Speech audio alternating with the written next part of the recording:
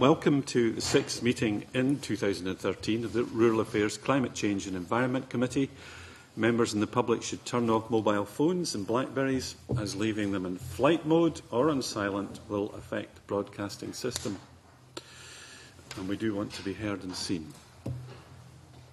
Agenda item 1 today is a decision on taking business in private. This first item today is for the committee to decide whether its consideration of its letter to the Scottish Government on biodiversity should be taken in private at future meetings. Are we all agreed? Thank you, we're agreed. Agenda item 2 is that Low Carbon Scotland meeting our emissions reduction targets 2013 to 2027. The draft second report and proposals and policies roundtable evidence session today is an attempt by the committee to take evidence in this format so that we can look at RPP2. The third session with this is the third session with stakeholders, and today we'll concentrate on climate change governance, on development of RPP2 and some technical issues. And I very much welcome all of our witnesses today, and I'd like to go round the table just so that everybody knows who we are.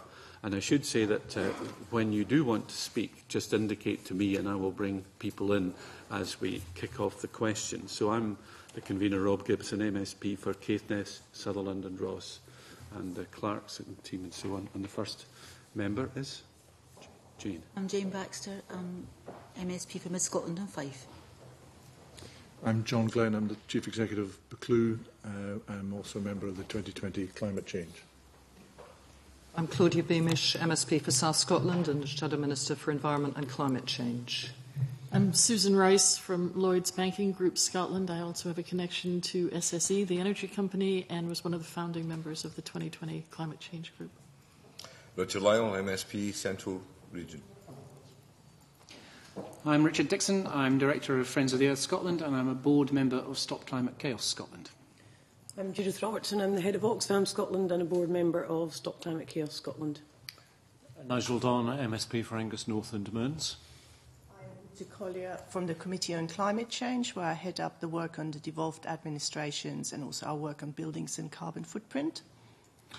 Alex Ferguson, MSP for Galloway and West Dumfries.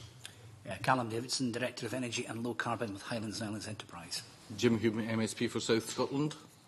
I'm Felix Spittle. I'm a Policy Officer with the Scottish Council for Volunteer Organisations. Angus MacDonald, MSP for Falkirk East and PLO to the Cabinet Secretary and the Environment Minister.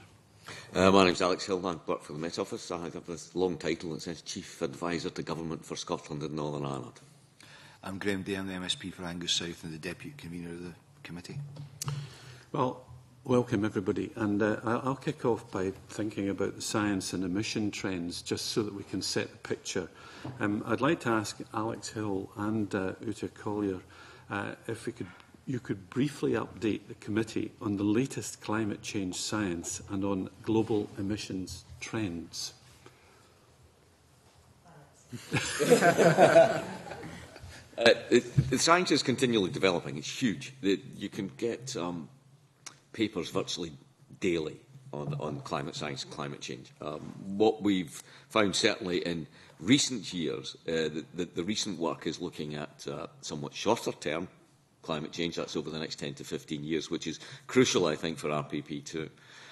The original driving force was UK CP09, which is now, 5 years old nearly, and getting terribly elderly. So the work that's going on at the moment is around two things, principally attribution of extreme events globally, which is based on some work that we are doing along with a huge number of other organisations, and the first report for 2011 was published just recently, which gives attribution on extreme events. The other area that we've been looking at closely, as we said, is this idea of getting into the next decade with a lot more detail, which should provide, hopefully, a focus for people to be able to think, well, what can we do at the moment in weather?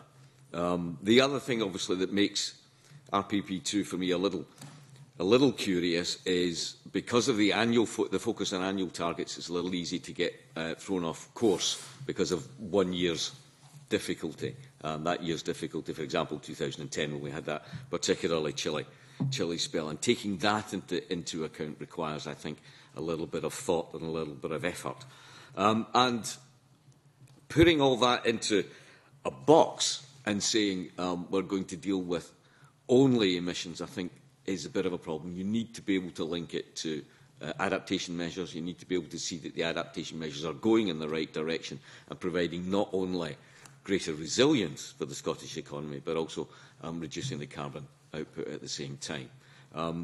The latest work by Professor Kevin Anderson of the Tyndall Institute is suggesting now, in fact, that the IPCC's 2 degrees C global rise is probably not achievable, and they reckon that, in fact, we should be aiming for 1.5 degrees to reduce the impact. So there are lots of sciencey things going on in the background that continually need to be updated and taken into account. Thank you. Uta? Just briefly, I mean, on global emission trends, I haven't got the numbers at my fingertip because I wasn't sure that that was something we were going to discuss here. But, you know, the overall trend is still upwards. We've just come to the end of the Kyoto Protocol first commitment period, which ended at the end of 2012.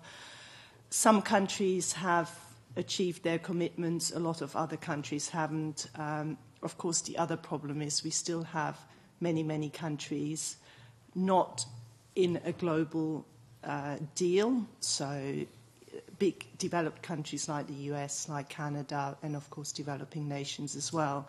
You may have heard some slightly more positive stories with US emissions, for example, falling as they're switching from coal to shale gas, but I think there is a bit of a... You've got to be careful about the figures there because I think we understand very little about the life cycle emissions of shale gas at the moment.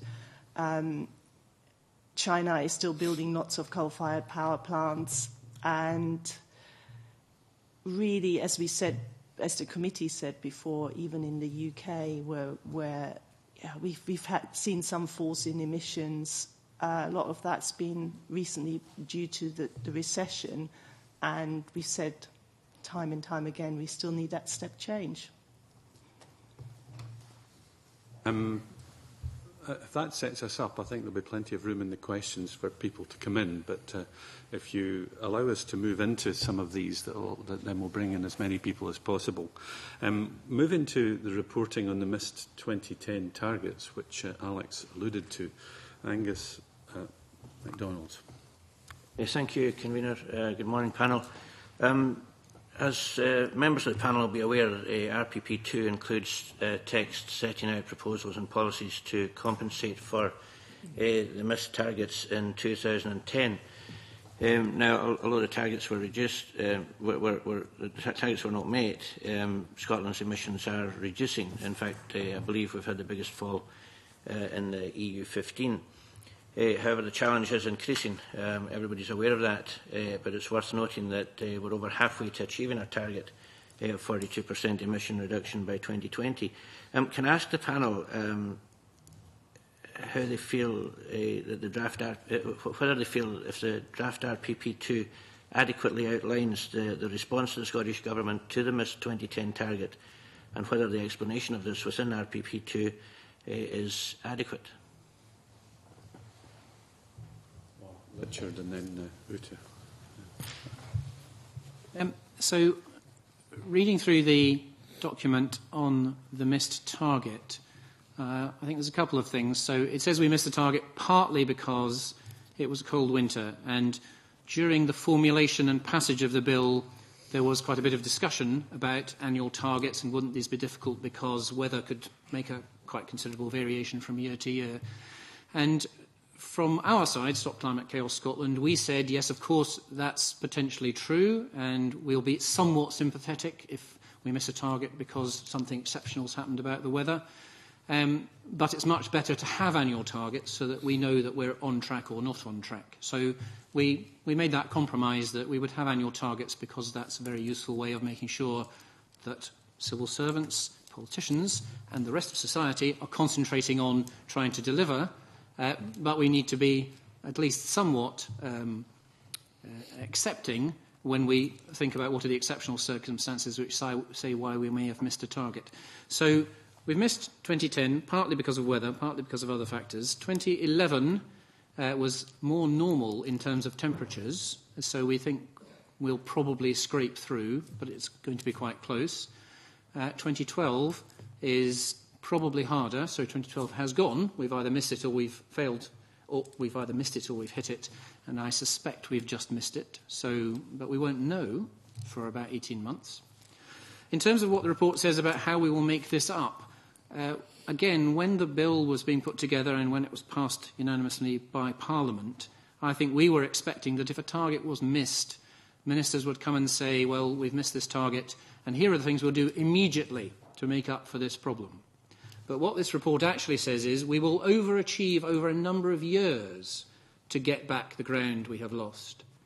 And what I think that actually means is if you've missed the target by 1.4 million tonnes, if you overachieve in a number of years, it actually means you're very much in danger of missing several more targets while you're getting back to where you should be. So we were expecting something much more urgent in terms of a response to say we've actually missed this by quite some way. The weather is part of that, but we will do some extra things immediately to get ourselves back on track so that we don't endanger any future targets. But the way I read what this says is that for the next 5 years we may just miss all of our targets because we're still catching up from 2010. And so I find that very unsatisfactory. From a theoretical point of view, we've had a very clear presentation. To add to that, Uta? Yeah, I can actually give you some figures on this because the committee will, on the 12th of March, produce its latest progress report on the Scottish targets. And, of course, as Richard already alluded to, we've got this problem of data delay. So we've only got the firm 2010 data now, but that's what we're concerned about for in view of assessing whether the first target has been missed. And, of course, I mean, we agree with what the Scottish Government says. It's by just over 1 million tonnes. And the issue is really the cold winter.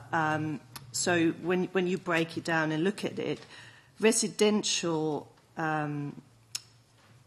sector energy demand went up by 15%. And that's, of course, mainly gas demand. And, in fact, the Scottish figures are exactly the same as the UK-wide figures, where we've seen exactly the same thing. And there is something you can do which is called weather adjusting, which is what we looked at for the UK level, but for this report we're also looking at for Scotland.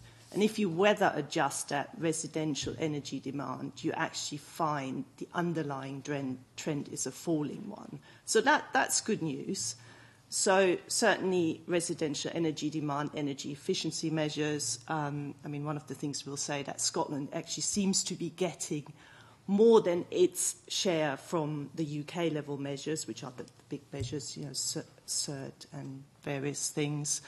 So, I mean, we will probably say, well, we're not so concerned about the 2010 target, but the issue will, of course, be going forward. And I'm sure we come to this in the proceedings here, the fact that the Scottish Government, of course, suggests that we will miss all the targets unless the EU moves to 30% target. Okay, Angus, follow up. Thanks, Convener. Certainly take on board Dr. Richard Dixon's point about overachieving. However, hopefully we won't be missing the targets over the next 5 years. And as he stated, RPP2 shows that it is possible to compensate for having missed the 2010 target by beating targets in future years. And hopefully we won't have such a dire winter as we had in 2010 for a number of years. But with regard to Uta's comment about the 30% EU target, there would be potential, I believe, to cut more than 14 million additional tonnes of CO2 in Scotland over the period 2013 to 2020 through the EU emissions trading system. So I was just wondering if any panel members would have any comment to make on that. Or not. Uta? Yeah. So a comment on that kind of level of abatement is possible through the EU ETS. if the target is set at 30%? Yes, I mean, that is because of the way you set your annual targets in Scotland, where you just sort of assume, well, whatever the EU ETS is set at is what you take. Obviously, if the EU moves to a more stringent target, then automatically you will get more abatement from those sectors, which is the power sector and heavy industry, which actually means you can do slightly less in the other sectors. Richard Dixon, and we'll bring you all in, don't worry. I think whether the EU moves 30% or not is a very key issue in relation to this document. So the Act says that what the RPP needs to do is to set out how Scottish ministers will have a set of proposals and policies for meeting the annual targets.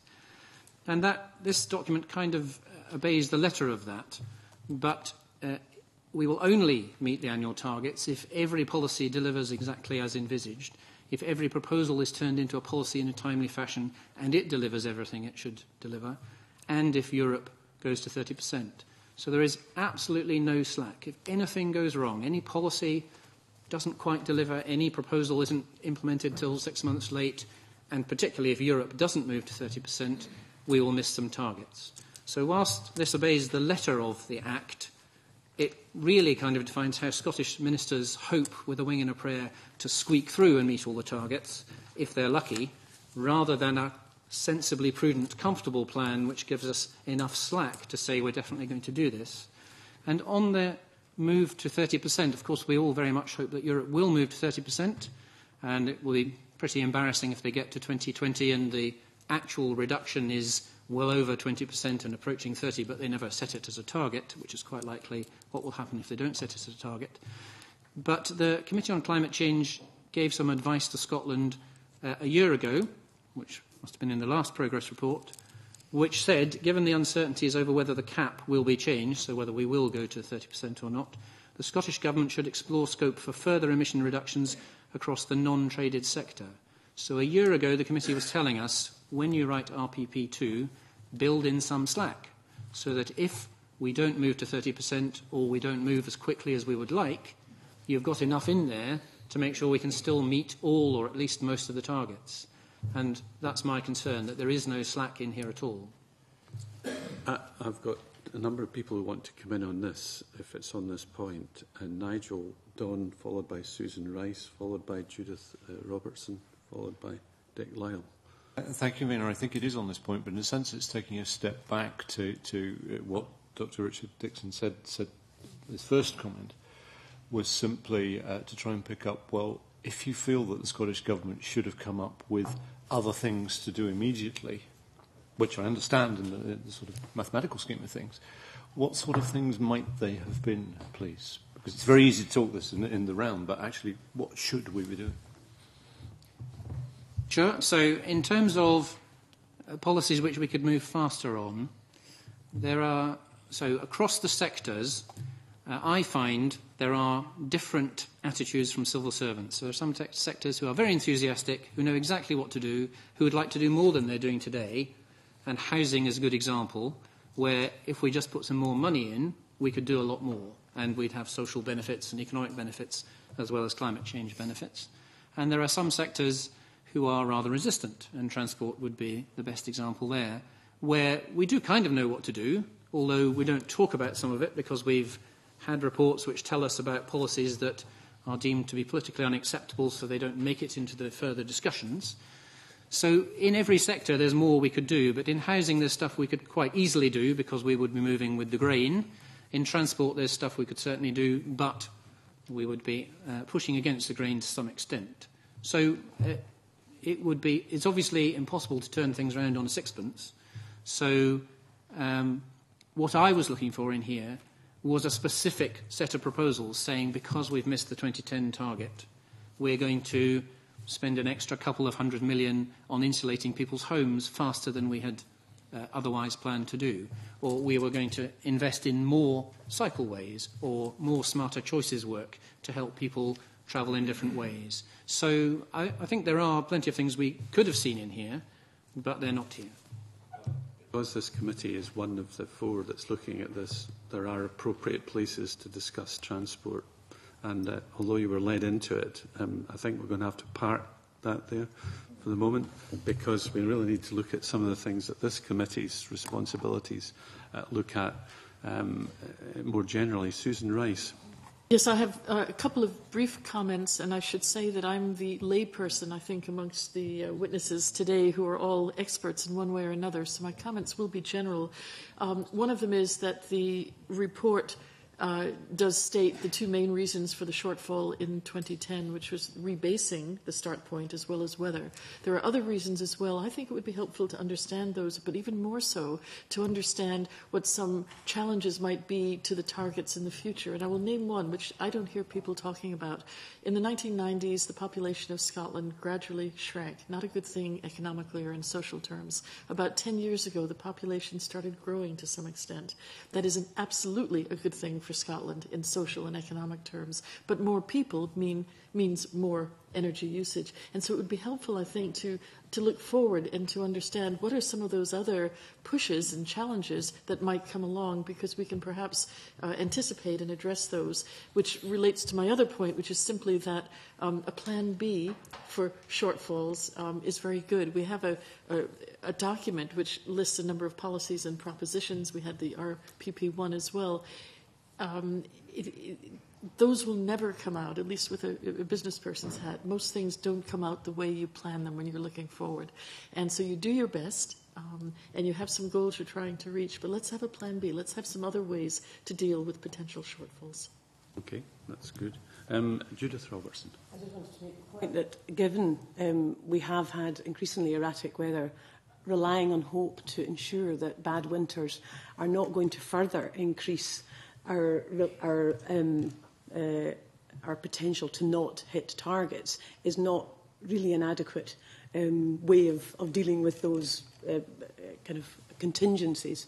And so just to reinforce Richard's point and the Stop Climate Chaos Scotland's point, that unless we build in increasing levels of space, flexibility and more measures rather than just enough measures, given a whole lot of other contingencies, then we're going to fail.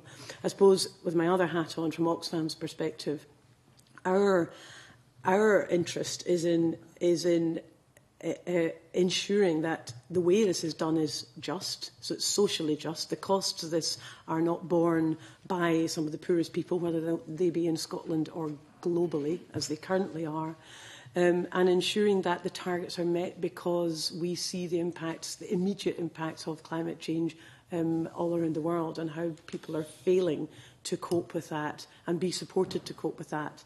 Some of the things which are not in the RPP2 around the Climate Justice Fund and International Development Fund of the Scottish Government are positive measures globally. And those adaptation processes that were also being referred to need to be recognised in Scotland as well. I wanted to make a comment, though, about the EU 30% and specific things that the Scottish Government could do in relation to the RPP2. It would be very good to be very explicit about Scottish Government's role in terms of lobbying with the UK Government in relation to that 30% and what its role, what action it can take in Europe in relation to lobbying around that 30% target. There's plenty of people lobbying against the 30% target.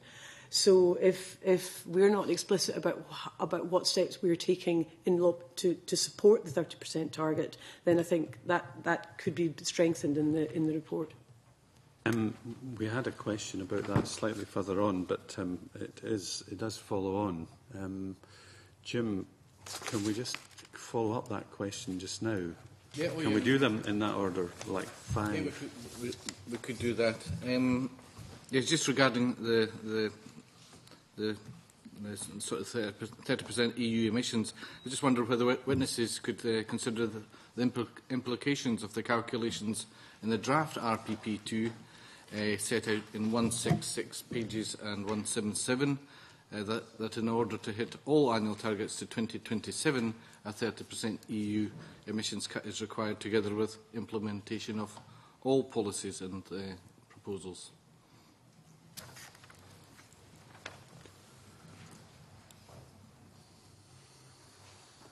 Oh, well, that's fine. Right, we'll move on to the next one.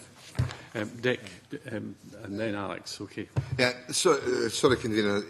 I found Dr. Richard Dixon's comments quite enlightening and thought-provoking, but maybe suddenly we can't find £300 million right away to do housing because of our budget's been cut. But you went on about basically policies and proposals. Do you feel the ministers have got the balance right between policies and proposals in the RPP2 document? I don't. So clearly it is reasonable, particularly in the long-away years, to think of something you might do then, and you can only do then, as a proposal, because this government can't commit a future government to do something very far in the future, and there are many things which will be uncertain about that policy, like how much it will cost and what technology will be involved. So it is reasonable to have some proposals in the document. But to me, the balance is wrong, and we've actually gone backwards. So there are more proposals and less policies in, for instance, transport than there were in RPP1.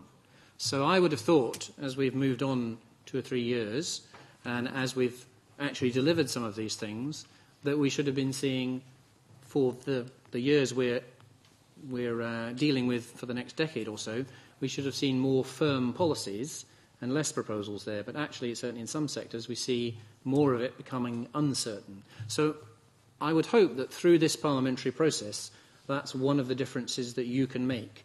You can persuade ministers to turn some of the things that are proposals into policies so that we have a plan which has quite a bit more certainty in it going forward. What would you recommend? So some of the proposals, again, I'll come back to transport because that's one I've looked at in some detail. There's a statement in here about how there are some things which are called proposals, which we're already doing quite a bit of, but not quite enough to call it a policy. So actually we're quite close. So, for instance, the Smarter Choices work, which is very good work and can lead to quite a bit of emissions reduction, and goes to some extent to the heart of the problem in transport, which is car use. That's good work. We're just not doing enough of it to be able to call it a policy which will deliver the numbers in here. So if we just did a bit more of it, or even considerably more of it, we could call it a policy. So that's the kind of area where there's already quite a bit of potential to do just a bit more or a little bit more, and to be able to say this is now not a proposal, this is a firm policy, we're really doing this. It's nice to know that there are 400 people who've offered car sharing for people trying to get across the Keswick Bridge in Inverness, so there is action by people on the ground. But on the European bit just now, an RPP1, RPP2, Alex? Yeah. I was interested in what Judith was saying is about this idea of creating a space that will allow you to develop new systems very, very quickly. And I think that's what RPP2 doesn't really do particularly well. It's about thinking a bit further ahead. It's about using what science is available to you and actually abusing the science, in fact, in some ways, so that you can begin to much more clearly define. And I can give you a couple of examples of where I thought there's in Para 1.5, where there's lots of talk about insulation and renewable heat, etc., but nothing about cooling. Whereas if you look at the centre of cities, where there are lots of offices, most of them are around temperature maintenance, and if the summers get warmer, then the amount of energy you're going to use to cool a building is actually much greater than the amount of energy you're going to use to heat it. So it's finding these kind of spaces to be able to think about where you can adjust the overall policy to look at the broadest fashion. You've got a long way to go. 15 years ahead is a long way. The weather will change dramatically. Climate change will impact on supply chains all the way down the line. So it's thinking that broader sense. This idea of using the realistic science. The waste and energy one was another one where they looked at waste and resource efficiency, and the entire chapter doesn't actually look at all at the sources of waste. Multi-buys in supermarkets, things like fixed packages, so that you perhaps buy 500 grams of mince, but you only use 350 of it for a particular recipe. These kind of policies are not mentioned, and I think it's that area that gives you the space that Judith was talking about. Graham Day, back to you. So thank you, Commissioner. Absolutely taking that point up. I mean, when we talk about creating wriggle room within the policy, the plan going forward, surely the greatest potential for creating wriggle room lies and creating mass individual behavioural change. And are we doing enough to encourage that, to actually get the people out there to change the way they go about their lives?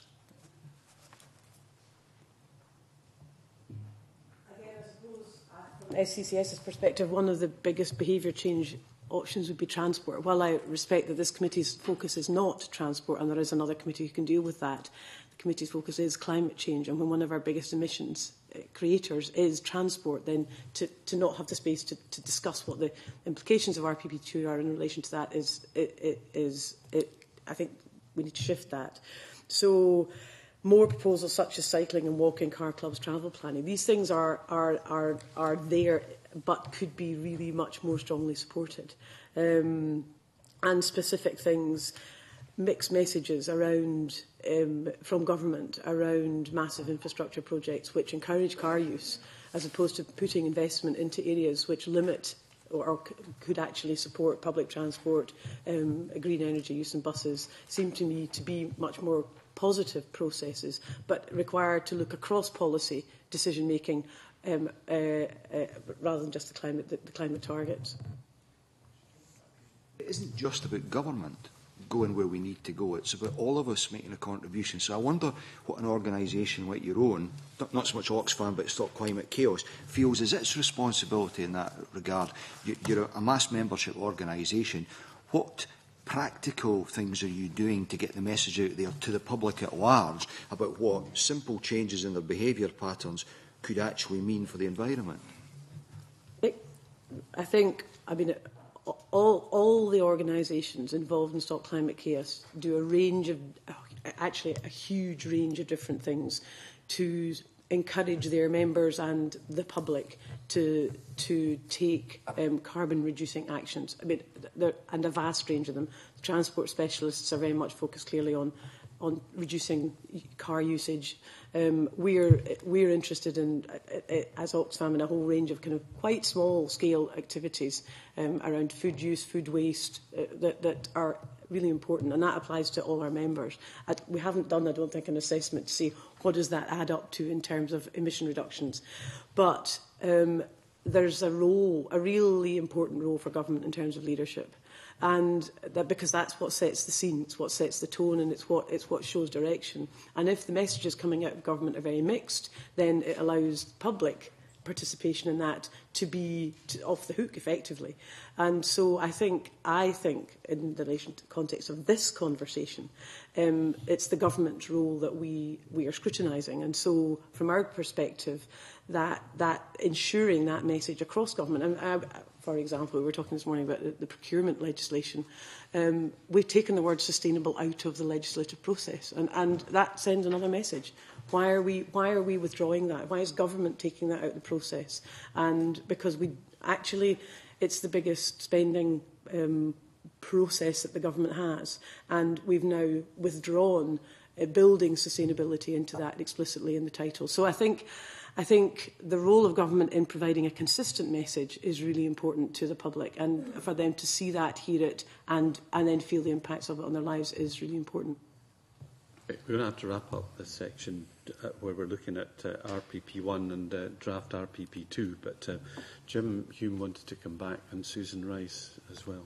Yes, surely we've not heard from all the members. Maybe it would be interesting to hear from some of the other some of the other witnesses here today, particularly on points as Alex Hill's made about RPP1 and if it provides an adequate overall policy framework, and if the draft RPP2 adequately reports on progress, and also if the witnesses feel that the draft RPP2 contains sufficient details on the policies and proposals and who's expected to lead. We've already heard from Judith what she thinks. But yes, sorry, and just to finish up my point, many of the measures in the RPP2 require voluntary action in order to achieve necessary abatement. So it would be interesting to hear witnesses' thoughts on whether the RPP2 has the right balance between incentives and regulation.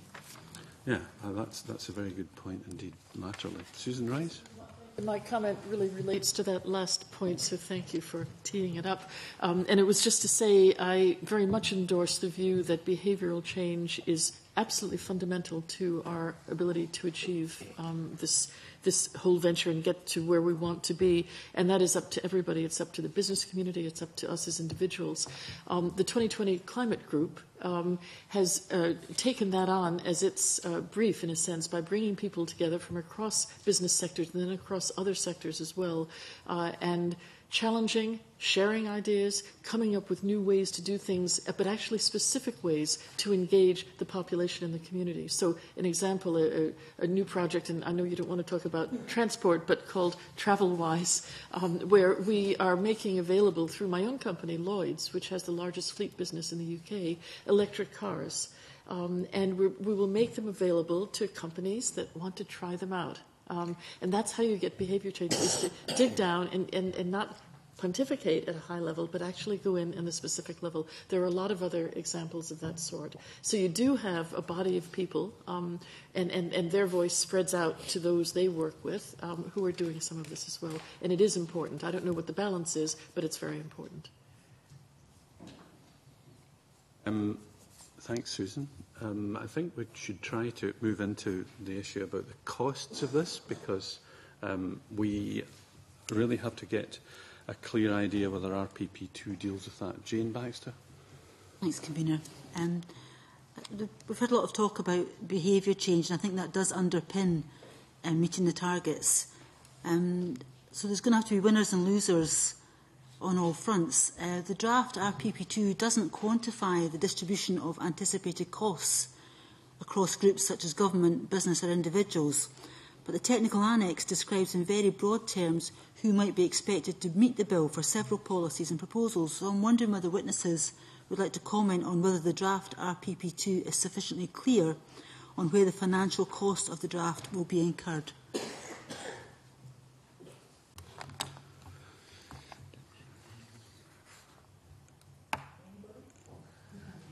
Well, Richard Dixon first. Yeah. Thank you, Convener. Relating also to Jim Hume's question about the level of detail, I think there's some frustration that there's actually less detail in RPP2 than RPP1, and that's particularly a frustration when it comes to comparing what Scotland decides every year in the budget to what we need to do to deliver these targets. So that was a frustration that committees flagged up with RPP1, and I think it's even more of a frustration with this one. And part of that is about losing some of the detail on milestones. So, for instance, RPP1 told you actually how many lofts we were trying to insulate, for instance. And some of that detail, or most of that detail, is now missing from RPP2. So it's hard for us to track. But another frustration is about the financial side. So there's a fair amount of detail on how much this might all cost, but very sketchy information on whether that's public expenditure or private expenditure or a cost that will come back to individual members of society. And again, that's something very important for us to know. But even more frustrating, on the benefits side, there is an attempt to talk about benefits, but it acknowledges in the document that it is very incomplete. So we have one large figure for implementation, and then we have a smaller figure for the benefits to society of doing all this stuff, whether that's better health or less air pollution or more cohesive communities. But those numbers are very incomplete. So you would conclude just from the figures in here that there's a net cost to doing this, whereas I think if you had full benefit costing, you would probably conclude that actually this is the right thing for Scotland to do socially and economically, as well as for climate change. So that's a frustration. So obviously civil servants have worked hard to get the benefits numbers in here, but it's a difficulty for the Committee for Parliament that they're not more complete numbers, so that you can have a better picture of that. And to come back to one of your points also just about the winners and losers, I think for all of the members of Stop Climate Chaos Scotland, one of the very important things is that whatever changes we make, if they're quite fundamental changes that really do create winners and losers in society, that we absolutely have to make sure we're protecting those most vulnerable as we do that. And that's a message which runs through here, but it's hard to see in practice, in the detail of policies, how that will be done. Bring in Felix. partly answered my point there, actually. What I was just going to say was, yes, winners and losers, yes, financial costs, economic benefits, etc., but there isn't much reporting in RPP2 on additional kind of social benefits, if you like. I think the environmental assessment goes some way to addressing environmental concerns with increased air quality, better air quality, etc. There isn't much about if you add insulation to someone's home, say. Yes, they have a reduced cost in terms of their bills, etc. It might stop them from going to fuel poverty, but I don't think there's enough addressed about health benefits and other social benefits that will come from those particular policies and proposals. So it would be nice to see those contained in an annex or an RPP2. First of all, John Glenn.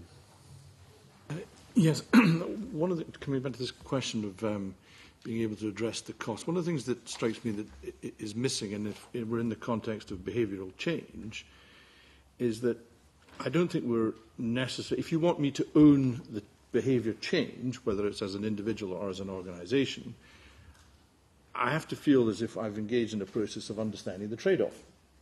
Because, there are trade-offs, and I think we are somehow papering over a lot of the trade-offs that may be real or fictional in people's minds. But unless we get to a stage where we can have that discussion and get some clarity on the trade-offs and then get people to own the action, at the moment it feels to me as if this is a very top-down exercise, and then we'll get all heated because the behaviour hasn't changed, but actually the people you're asking to change behaviour don't own this. You can regulate it, which will force them, but any of the things that you're trying to do on a voluntary basis, you actually have to get them to own it. And to have ownership, the person or the organisation has to feel they've had a look at the trade-offs, and in the hierarchy and ranking of things that they're trying to manage, this has got the appropriate priority. I don't feel that is adequately addressed. Well, Felix and then Alex Hill. Just to come back on that, the idea of behaviour change and it being, it's all top-down, it very much feels like that from the RPP2. And I think in terms of your strategic stuff, in terms of your legislation, your finance, etc., it should be top-down. But in terms of delivering behaviour change, you're going to get much better results bottom-up from the community, from volunteer organisations, from the networks that already exist in those areas. Because people in their community are much more likely to believe and buy into something that is delivered locally and from people they know and organisations they trust. So for me, that's a bit missing in RPP2. And again, we'll see that when the framework's published. Hopefully, there'll be more detail on that. But there needs to be a better behaviour change strategy overall. And then Uta. I'd like to back up, actually, what just been said there. Having seen what has been done at community level, in Cymru, for example, there's the Go Green or Black Isle up your way, convener. There's an awful lot of community work that goes out, and whether there's a disjoint between the two things, I think is something that needs to be looked at. The other thing that sort of struck me very obviously is that one of the Scottish Government's particular long-term objectives is some form of well-being, and well-being isn't entirely financial, and we need to think a little bit, perhaps, in this about the social benefits in lots of different arenas, and this idea of feeling better, your health is better, you spend less money on energy, etc., etc., etc. There's a whole area that simply isn't measured because we're into this idea of measuring carbon only and how much it costs and what the benefit is, and there isn't a social context sometimes there to say, actually, it's better because you'll feel better. I wanted to make a point that we need to keep in mind that we're going to 2027 here. So while it is true that there isn't as much detail on costs as RPP1, I think that's acceptable to some extent. I mean, when we do this kind of analysis, our economists come up with ballpark figures. You sometimes wonder how meaningful they are because of, the lack of detail. What do we know in the way how technology develops or how incomes develop, etc. I mean, the further you forecast into the future, the more uncertainty you have. But I do think one of the things that does make any assessment quite difficult here, and I think there's something Stop Climate Chaos has pointed out, we don't get a clear view of how many of these, because Scotland's not on its own in this. Some of these measures are UK or GB-wide measures, some of them are EU measures, and we don't get a clear sense of who's responsible for what. For some of those, we may even have had cost assessments by others, EU, UK, and we can't see that at the moment. So that's the sort of detail that would be helpful. But I think we still need to keep in mind, though, that cost assessments for 2027 are going to be very, very uncertain. And Callum Davidson. Yeah, I think it's important to realise, though it's very difficult to legislate for, the behaviour change that can come from strong economic activity based on the back of decarbonising Scotland's economy. And particularly if you look around, part of Scotland I come from, the Highlands and Islands, significant growth in community resilience through the back of, effectively low carbon activity in Orkney, in the Western Isles and Shetland, where there are real jobs and real opportunities being created, driven by the Scottish Government's 2020 electricity generation targets, which are really driving forward a significant change in the industry right across Scotland, are actually doing on the ground what the committee has been talking about. Okay, John Glenn.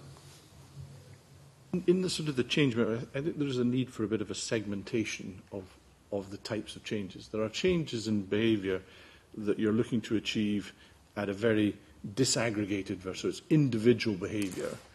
And there are changes in behaviour which are adjusting a current stream of behaviour. There are other types of changes which are completely changing behaviour.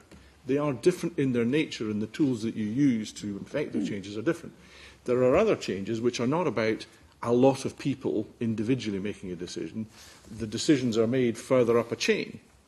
So if we could get a little bit more segmentation of what types of changes are you trying to do and what are the tools relevant to that type of change, you might have a better accountability. And to the same extent, I think that within change, we're measuring everything by an output. But it's not clear to me whether output is a consequence of did you do the things you said you were going to do, and did they have the consequence that you thought? They're two different things. And if we could have a clear visibility of did we do the things that we said we would do,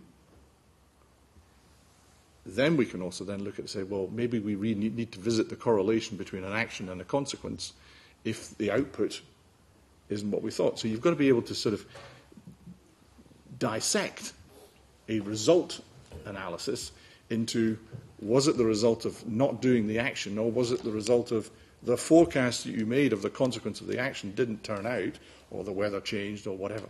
So I think there is work that could be done to make this a better document to hold people to account to, with a bit more clever segmentation of the nature of the change. Richard Dixon, and then the next part of the question from Jane. Just to follow up on that very briefly, I think if you read Spice's briefing on the RPP2, if Spice can't understand what's actually proposed in some areas, then us mere mortals have rather little chance of understanding it. So there's clearly more work to do to spell out what's really proposed, to put back some of those milestones, as John Glenn has suggested, to really make sure we understand what we're trying to deliver. And I hope you'll press the Minister on that when you get the chance to speak to him. Jane?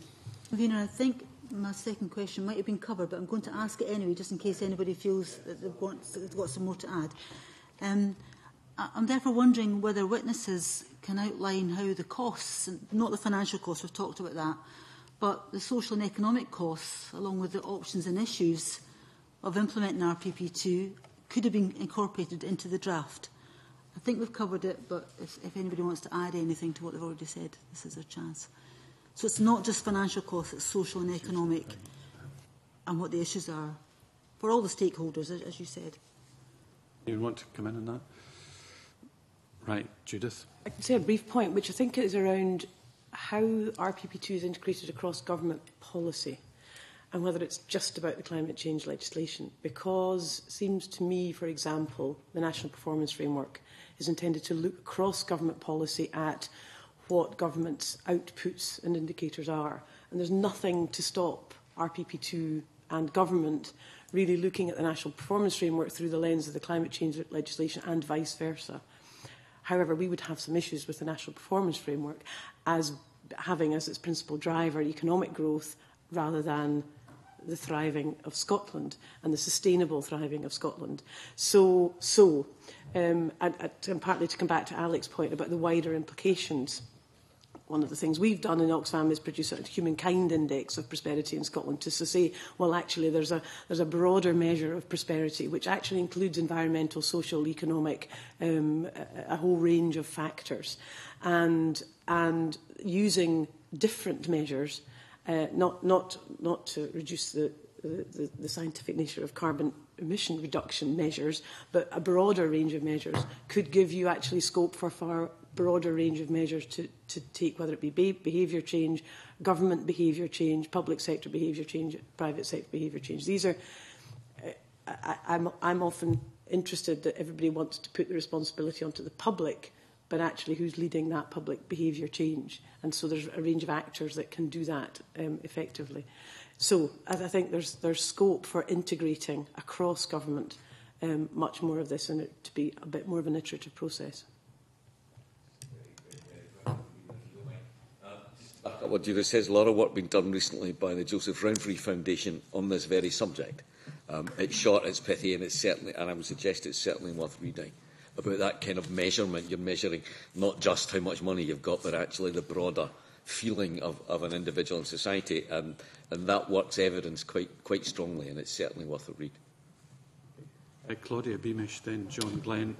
Just on that point, would the members who've already highlighted compliments to GDP, or however one wants to term them, or other members, would you see the relevance of having those highlighted within annual target, or not within annual targets, but parallel to GDP, in order to help us to assess not just the carbon, but the point that Judith was making about the social impact and the well-being issues? And should those be disaggregated when they're reported on, so people can actually understand what they mean to some degree? From our perspective, from Oxfam's perspective, we were seeing them as a guide to policy decision making. So it's less about, and reporting annually would prove that, but it's prior to decisions being made that those factors seem to me to come into play up front, because you look at a decision which is pending and say, well, what are the environmental, social, economic outcomes for across society? Then we can more accurately make a decision as to whether or not they're going to have what range of benefits, as opposed to assuming that an economic benefit is going to give us a whole range of societal benefits, whereas we would question that. And so, I would use a transport decision yet again. If we decide we're going to do a replacement Forth Row Bridge or an extension to M74, we need to look across a range of impacts to say, well, is it going to have an economic carbon? What are the impacts of these kind of decisions, particularly big one-off infrastructural spend, because we have. It feels like we have more genuine choice around them, whereas we're putting it through education budgets and a whole range of other budgets which are fundamental expenditure. That it's possible to do it, and the procurement legislation has the potential to do that, but at the moment we don't see that coming through. There's a lot of things that could be said there. I think we've got to try and stick to this interrogation of the RPP2.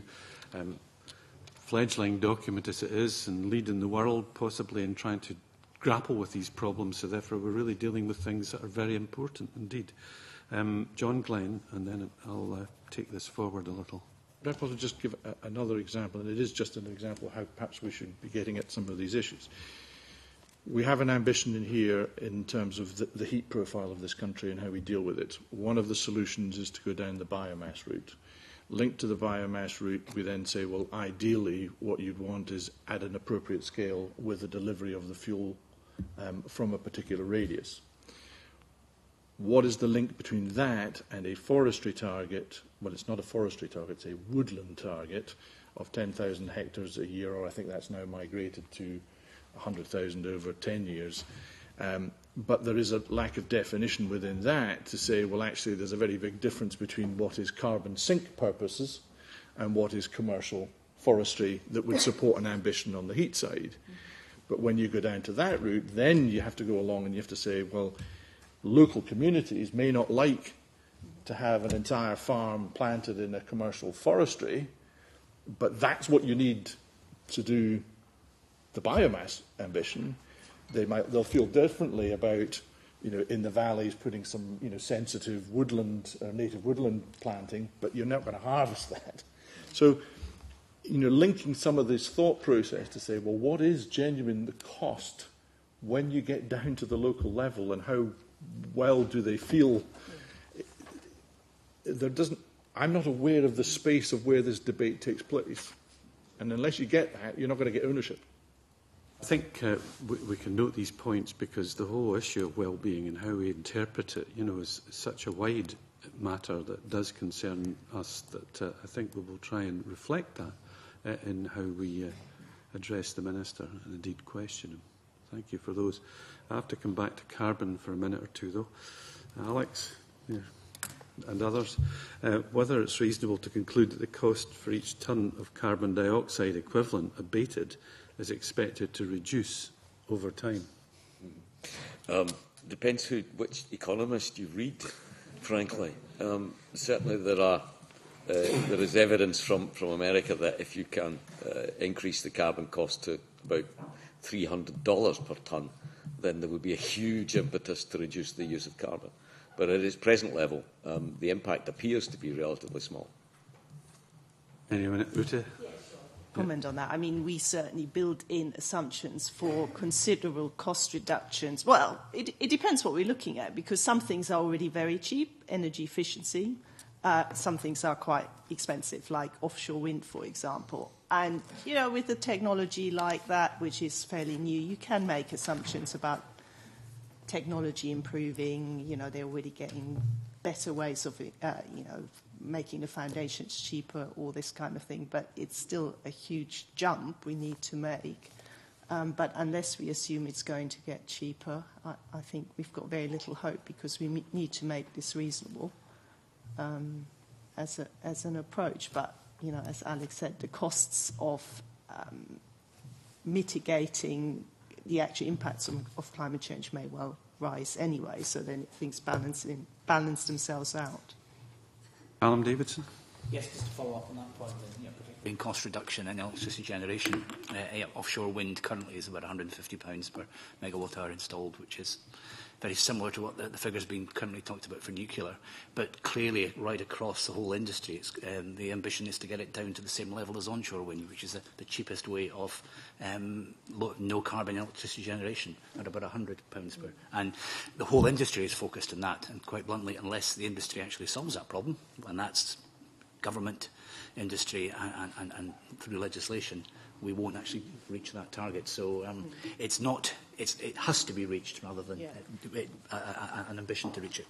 There's 2 points in this I think we've got to look at: embedded carbon and also the consumption elements related to China expending the carbon and us consuming it. So the RPP2 is talking about our actions, but we can't, in the overall picture, change people's behaviour in such a way at the moment, unless the well-being concept actually goes into them thinking about what the well-being of other people in other parts of the planet are as a consequence of their actions. So, the carbon price and all the rest of it, there's quite a bit to answer in terms of this particular area. Okay. We're learning a lot as we go along, and climate change governance we need to move on to now, starting off with Claudia Beamish.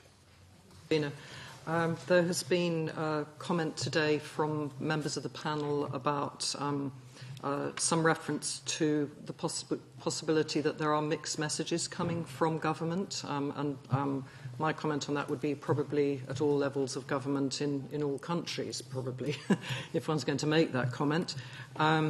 And also about the need for a step change. And I wonder, in terms of climate change governance, whether anyone on the panel today would like to comment or reflect on whether the Scottish Government itself, along with its agencies, are appropriately structured and resourced to deliver the transformational outcomes necessary. Big question. Yes, Richard Dixon first.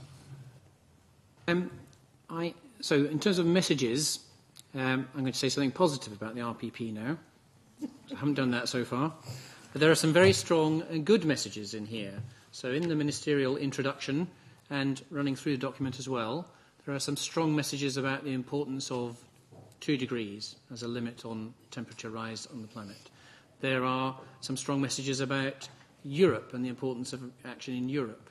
And there's also a number put to the previous commitment to largely decarbonise the power sector. So those are all good steps forward. They're very strong messages from this government that they really want to deliver on this. I meet civil servants who are senior civil servants who are embarrassed about having missed the 2010 target and appear genuinely to want to try very hard to meet all the rest of the targets. So there is no question that this is complete greenwash and a sham. There are definitely people in government, both on the civil servant side and the political side, who absolutely want to deliver on this and make sure that we meet our targets.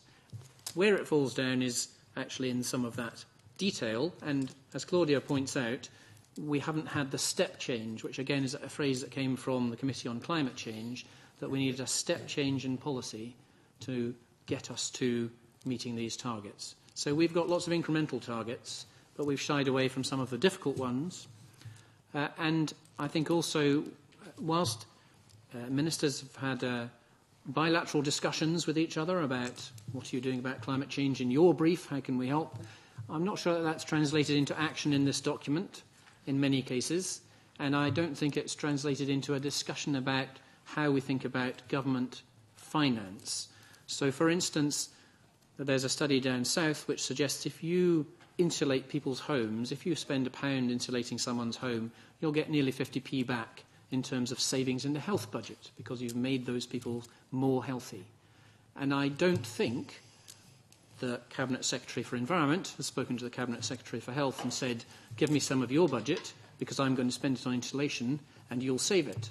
And yet that's a conversation we should start to have because whilst we have the costs and benefits in here, they're kind of separate things rather than something that comes together in the budget discussion of the government and the discussion that Parliament has over the budget. So I think, particularly when it comes to money, we need to be much more joined up. And that's why we've got 4 committees looking at this at the moment in an attempt to drive that forward. What about the resource bit that Claudia asked about? Because appropriately structured and resourced was the issue that she asked about. Are we appropriately resourced? Anyone want to? Yeah, Callum? If I may offer an observation, somebody who's actually working at the heart of the decarbonisation of the electricity sector in an enterprise agency. Certainly my experience, and I've worked in the public sector, in the enterprise sector for 25 years, is that the step change and shift of resource within government and enterprise agencies to deliver the 2020 targets, and particularly to deliver both wave and tidal onshore wind and crucially the offshore wind sector that will really decarbonise that whole sector. But with a focus very much in it on economic development, has been quite dramatic and the best I've ever seen in 30 years. Particularly the Scottish Government resource is now allocated towards the large infrastructure that is required to deliver that, particularly that offshore wind. Any other comments on the resource bit? No? John? Examples that go across the Scottish-English border. We don't talk about hydrocarbons in this, but unconventional gas is perhaps a temporary solution in terms of getting some of the way there. But at the moment, the configuration between the Coal Authority and oil and gas, where they're not really talking to each other, all sitting under deck, doesn't manage the process across the reality of how hydrocarbons are evolving. We have a clear difference of view on the renewable heat incentives between England and Scotland. And today, the way they're constructed, they incentivise large scale much more than they do small scale because they go into the ROC system. And what we're incentivising at the smaller end is taxpayer inefficient ways of shifting energy consumption.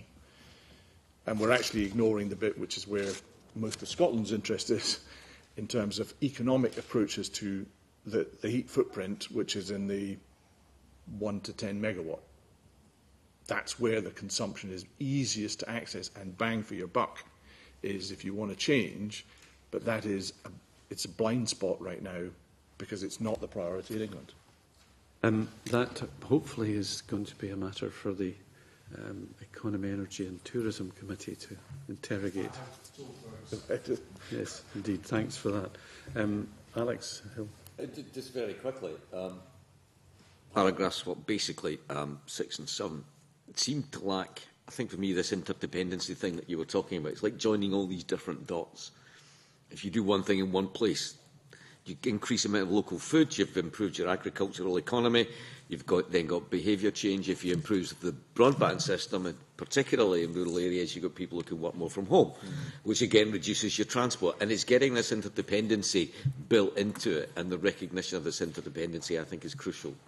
I'm not entirely convinced that we've managed to do that. Similarly, with the work around the housing, and it seems to be a gap between the pre-1919 stuff that's been done by Historic Scotland, which is fantastic. They've done tremendous work. And the very modern work around design standards, but all the gap on what we built effectively is what we used to call overspill housing when I was a lad in Glasgow and Edinburgh and these kind of places. And that's where the gap lies, and that's where your fuel poverty is. And again, it's linking it back to that well-being index.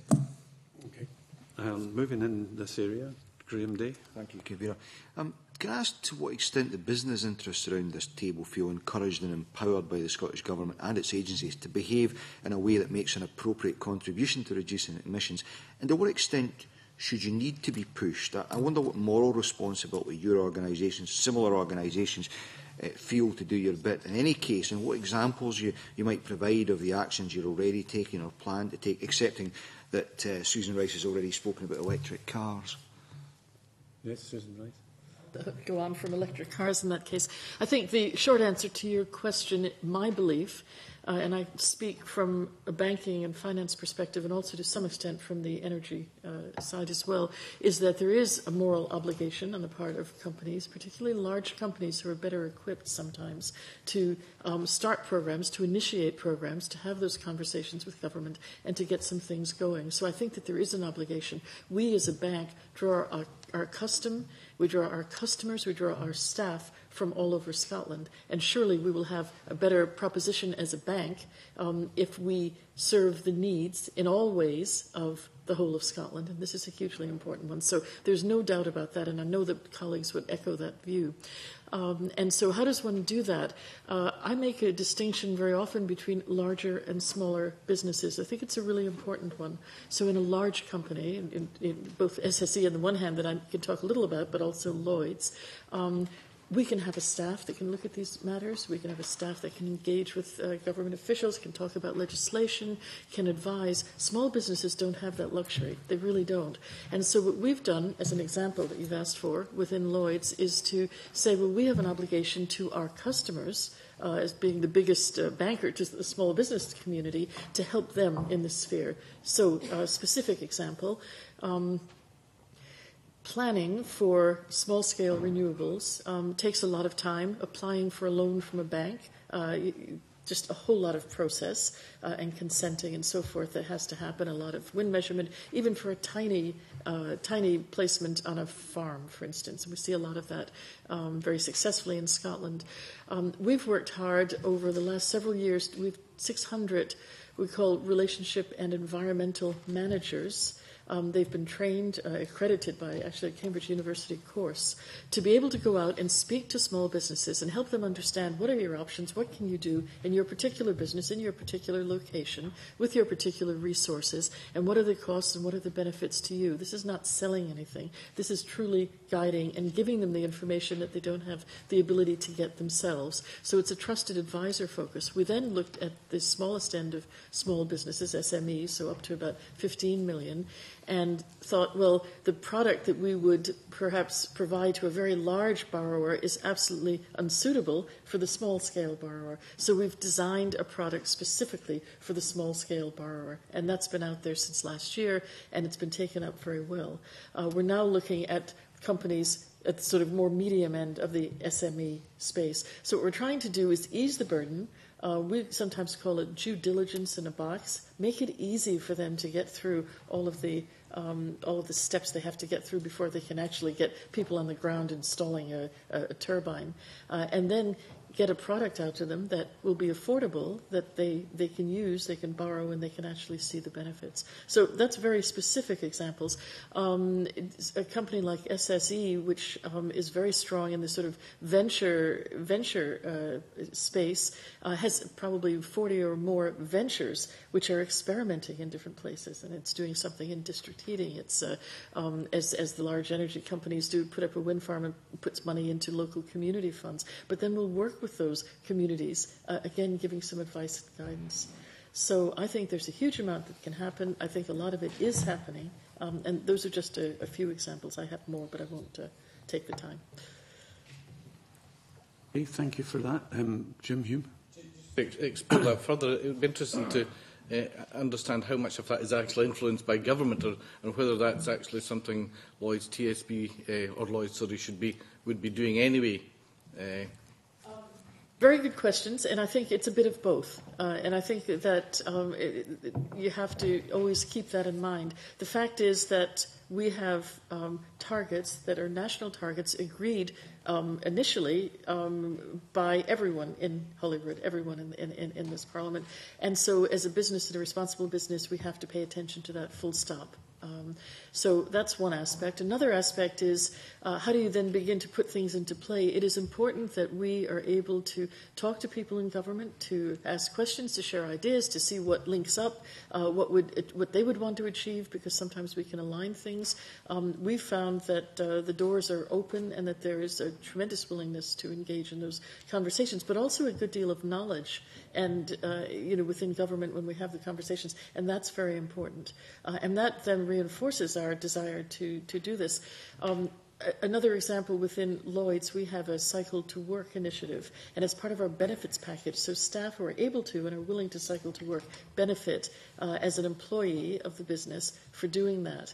And we know that that leads to well-being and better health and so forth, but it also leads to the other goals. So there actually are always a number of motivations. It's not just one motivator. Jim, you? Okay, fine. I think we'd try and move on to John Glenn first on this, and then some technical issues too.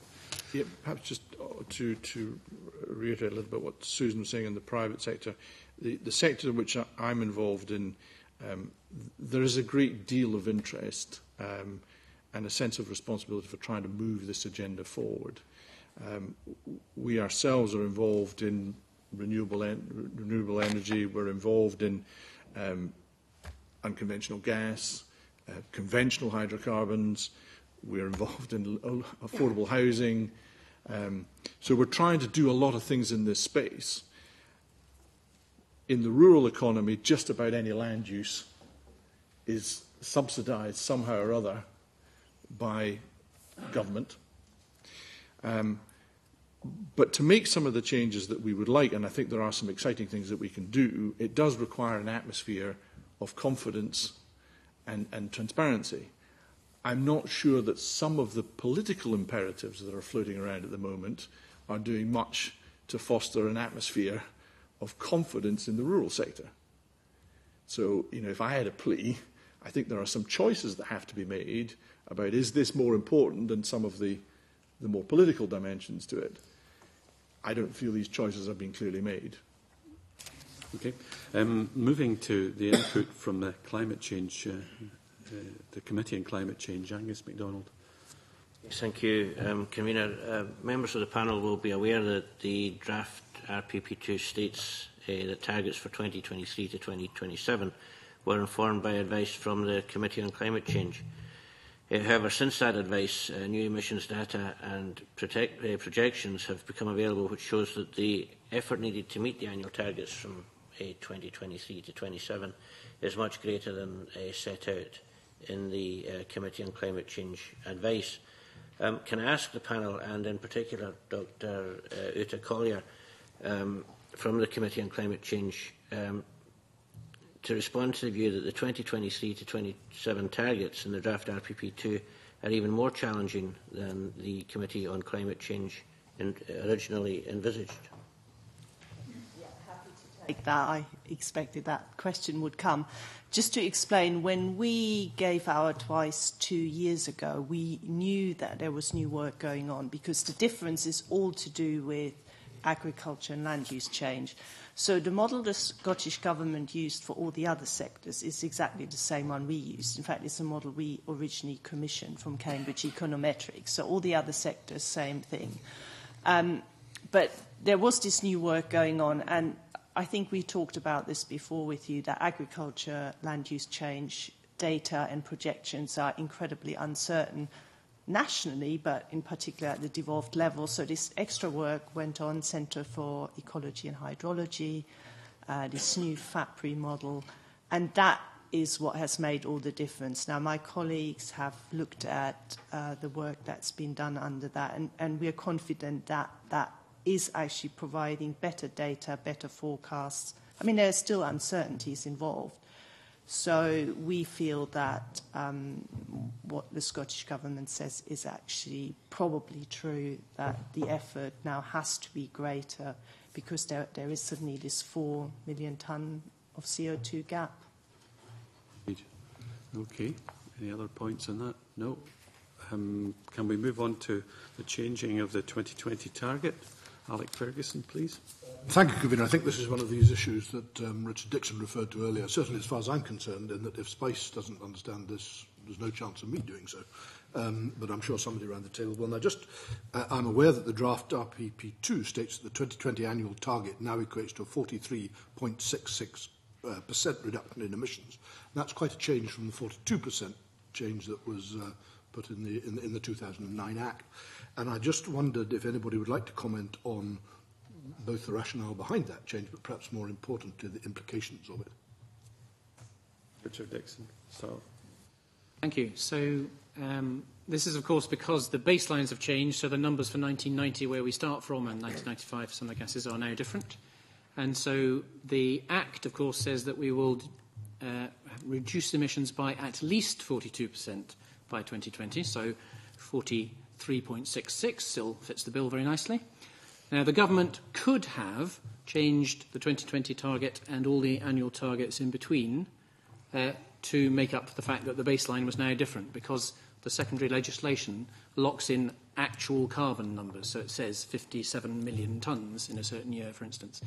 That would have been a lot of bother through Parliament, but they could have done that. So I welcome the fact the government didn't decide to do that and is sticking with the fact that we now have to do 43.66 to meet those targets. Just thinking what the consequences of that are, by 2020, we're supposed to be reducing emissions by at least 3% a year, according to the Act. So 43.66 is just over 6 months extra. So basically, you have to take policies you'd thought of already and do most of them 6 months earlier, or do them a little harder, to meet this target. So it is harder, but it's not very much harder. So I welcome the fact the government has decided not to mess with the numbers and to go with this. And it is harder, but they shouldn't make too much of it. Okay, Judith Roberts. Just to make the obvious point, I suppose it does reinforce what we were saying earlier, that not having any wriggle room, not having any latitude around meeting the current targets isn't necessarily a recipe for success. That's a real concern. Fine. Perspective, thank you. That's fine, thank you very much. Question from Richard Lyle now. Dina, I'm sure Mr Dixon will enjoy this question. The Climate Change Scotland Act 2009 places a duty on Scottish ministers to ensure that the reductions in net Scottish emissions of greenhouse gases account for at least 80% of the reduction in those emissions. There is a limit on carbon units which can be purchased which count towards the Scottish targets. Now, I know the ministers have said that this would never happen, but I want to ask you, if the witnesses, whether a situation could be envisaged where the Scottish Government would have to seek to buy carbon units on the international market for Scotland to reach its target. So again, this was a very lively discussion during the passage of the bill. As Stop Climate Chaos Scotland, I'm sure Judith will talk about the moral case, but as Stop Climate Chaos Scotland, we were very keen that Scotland should meet its targets by doing things here. And that's both a moral obligation to actually reduce our emissions here, but also because there are benefits, social and economic benefits, to making many of the changes that we need to make here.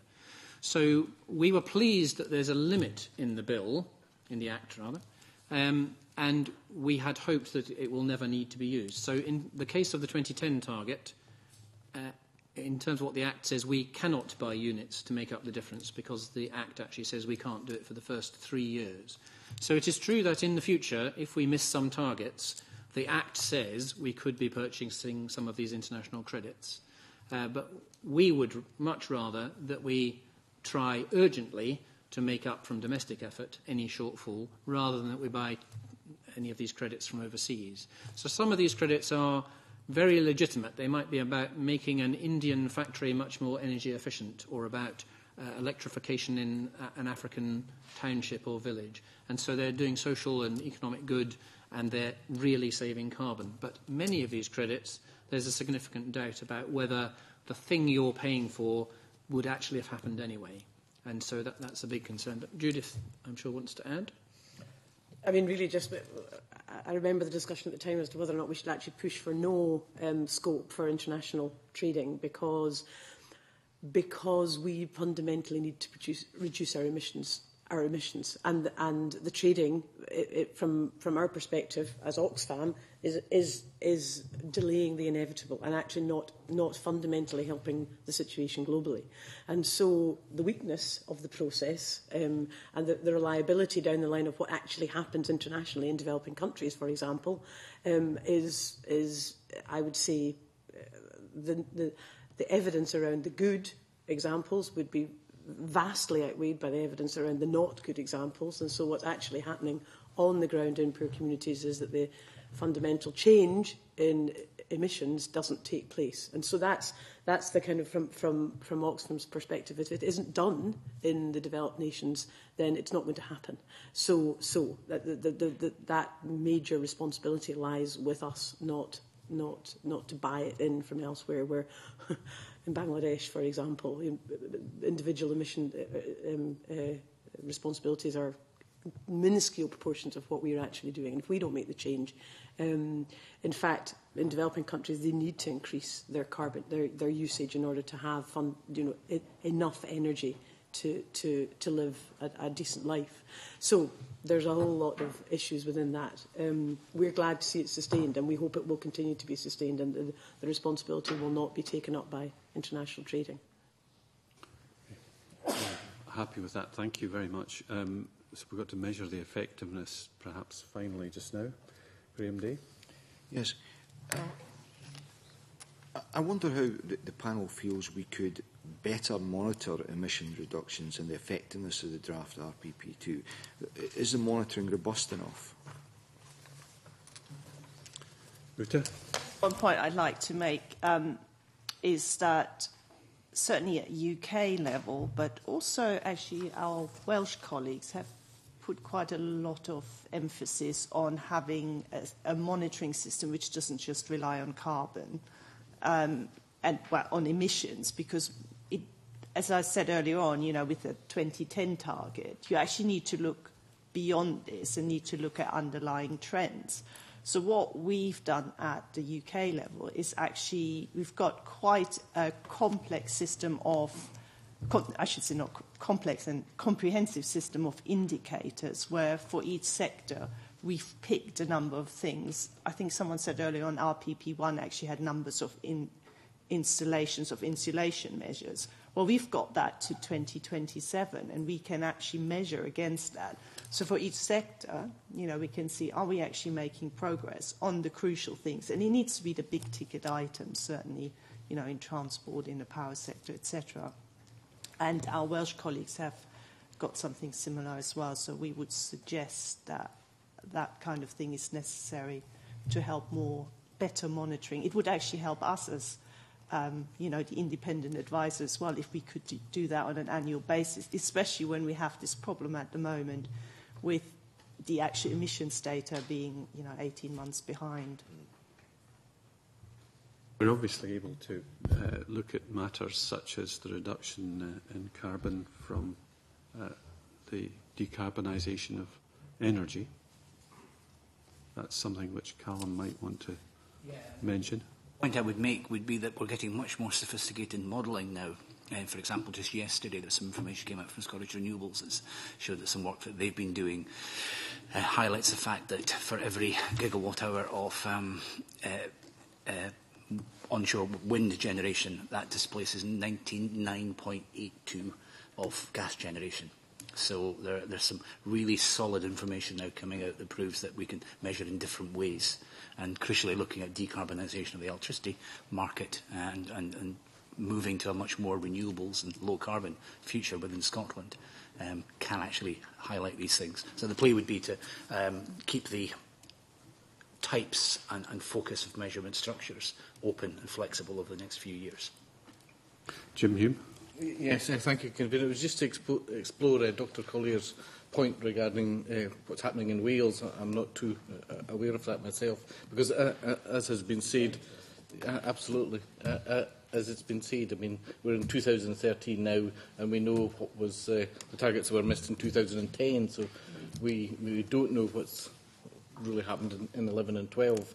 And I think the Stern report, which is getting a bit aged now, said, acting as soon as possible is always best. Therefore, it would be interesting in the Welsh situation is that the Welsh Government have taken the responsibility of giving interim reports. Is that the situation, and how lagged are those reports? Well, actually, they haven't produced any of this yet. So what they've done is they've developed this framework, because the Welsh system is slightly different. I mean, they're not legislated target, but they've set themselves targets, and I think 2011 is the first target year. So, but to underpin the monitoring in the future, as of, I think, 2013, they've set up this comprehensive framework where they're looking at, I mean, similar to UK level, a whole range of underlying things, from insulation measures to, car, CO, average fleet emissions, etc. And I mean, the key thing is some of this data is relatively easily available. So, for example, because under the energy company obligations, we've got relatively up-to-date data on insulation measures. So they are being produced by Ofgem every 3 months, I think, and they're giving us a breakdown as well for the devolved administrations now, for the RHI as well, renewable heat installations. So, I mean, you've got to be careful that you actually pick things where you have up-to-date data. And you'll find when you see our progress report for Scotland, we are already doing this, where we're looking at some of this data that's available to allow us make an assessment, not of what happened in 2010, but actually what happened in last year. So it doesn't work for every measure, but it's a better way of approaching it. I think we're going to have to take up many of these things with the Minister very much. We haven't had time. We could go on, I'm sure, interestingly, for a very long one, but we have a second item which will take us a while just now. It is interesting that we'll be asking the Minister about the measurement of land use and soil emissions as part of the RPP2, which is one of the very positive parts that we haven't had time to talk about today. But I'd like to thank all of our panel and the questioners for what is a challenging and interesting session. And we'll make a short break, maximum 5 minutes, before we set up on biodiversity. So thank you very much. Your work is very welcome.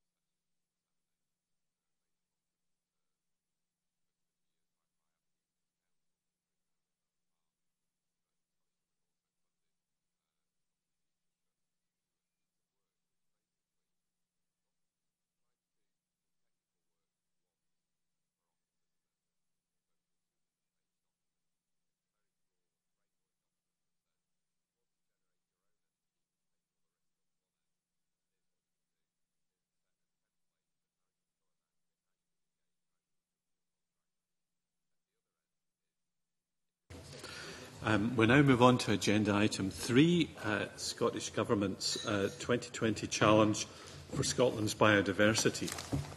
In this evidence session, the final item for today's meeting with the Minister, Paul Wheelhouse, Minister for Environment and Climate Change. I welcome the Minister and his officials, who he can introduce, and I believe he's got a very short introduction for us just now. Thank you. Many thanks, Convener, and thank you indeed for inviting me here today. It's particularly appropriate to be having this discussion during the Year of Natural Scotland, and of course it's Environment Week as well.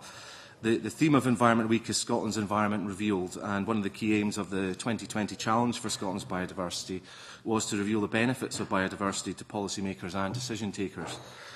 Biodiversity is beautiful and inspiring in its own right, and it's also fundamental to the Scottish Government's vision of a successful country, with opportunities for all to flourish through increasing sustainable economic growth.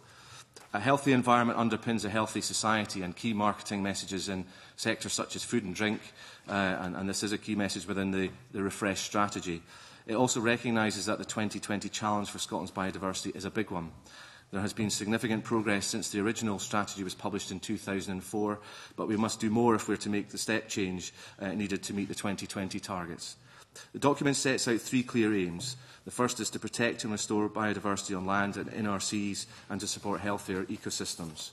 The second is to connect people with the natural world for their health and well-being, and to involve them more in decisions about their environment.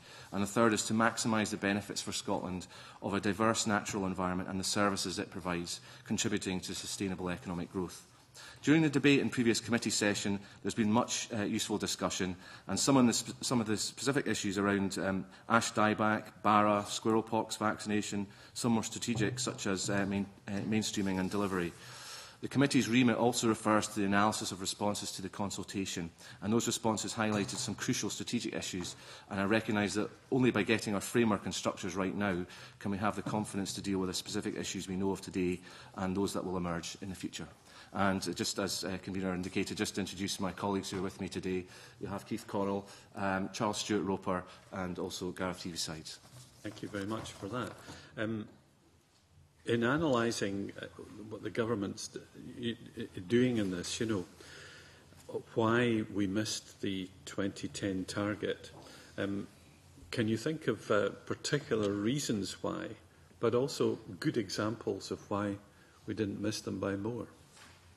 I think, first of all, if I may, Convener, just to say that the targets themselves are, you've been talking in RPP2 terms about very stretching targets. In some respects, the biodiversity targets, because of the difficulty in defining what they are, and in many ways they're measured in absolute terms about the no loss of species and in terms of habitat damage. So they are difficult to monitor and difficult to define. And so that, in that respect, all countries across Europe are currently missing those targets. So it's not simply the case that Scotland is a standout and we're the only country that's falling behind. Every country is struggling to achieve these targets. However, I think you alluded to some of the reasons for that. Clearly, climate change is something which is having a significant impact on a number of key species in Scotland in terms of the habitats and ecosystems they depend upon, but in specific terms in relation to the health of food supplies for some of our bird species. And I appreciate sort of kittiwakes, for example, being a good example of a bird that is suffering through climate change impacts. We also have increased pressure on our land across Scotland, development pressures, and that's something, obviously, as a government and as a society as a whole, we're trying to take more account of and look for more sustainable development. But also, in terms of the invasive non-native species, we have threats to our native species from outside of Scotland, and indeed new diseases and pests which are affecting our plant life, most obviously in cases of ash dieback, Dothostroma, Phytophthora rumorum. These are key challenges to our forestry sector and indeed to Scotland. But we have some successes, and indeed, we are investing in sort of issues like peatland restoration, species reintroductions, and indeed protecting our key iconic species like red squirrels. Thank you. We've got plenty of questions for the detail of this, and we want to explore it as widely in the government's lead as possible. First of all, on biodiversity duties of public bodies. Jane Baxter, please. I wasn't aware of this, but I'm learning every day in this job. But under the Nature Conservation Scotland Act, all public bodies have a duty to further the conservation of biodiversity.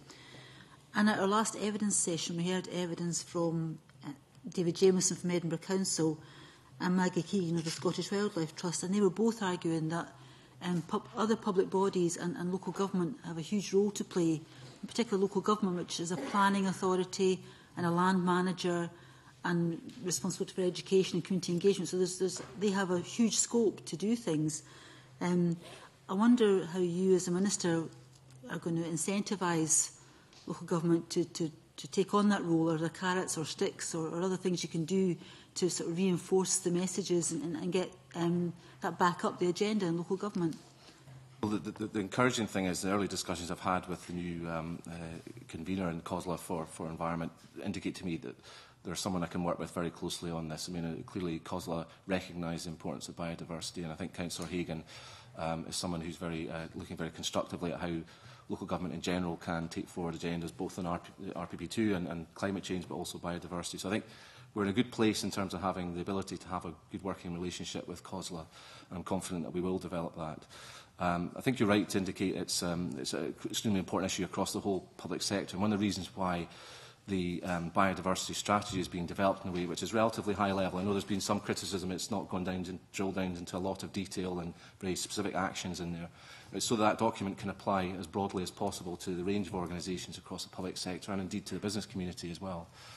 We're taking a view about ecosystems and ecosystem services that I know some individuals aren't so comfortable with because they look at biodiversity purely for its intrinsic value, but in looking at ecosystem services, what we can do is couch the nature of the debate in terms that people can recognise and understand the value of nature and then respond to. So hopefully public sector bodies, just as businesses, will look at the advantages to, for example, local health providers, local authorities, and the health and well-being of their communities will be enhanced by enhancing the biodiversity and providing sufficient recreational opportunities for people to improve their health. So if we can make it relevant to these organisations, I think that incentivises them in its own right, because they can see the advantages to them in doing this without us having to go in with a stick, as you sort of allude. It's more about providing the carrot, if you like. People can see the impact it will have on their own outcome agreements, their own targets and internal priorities. So I hope that helps explain where I think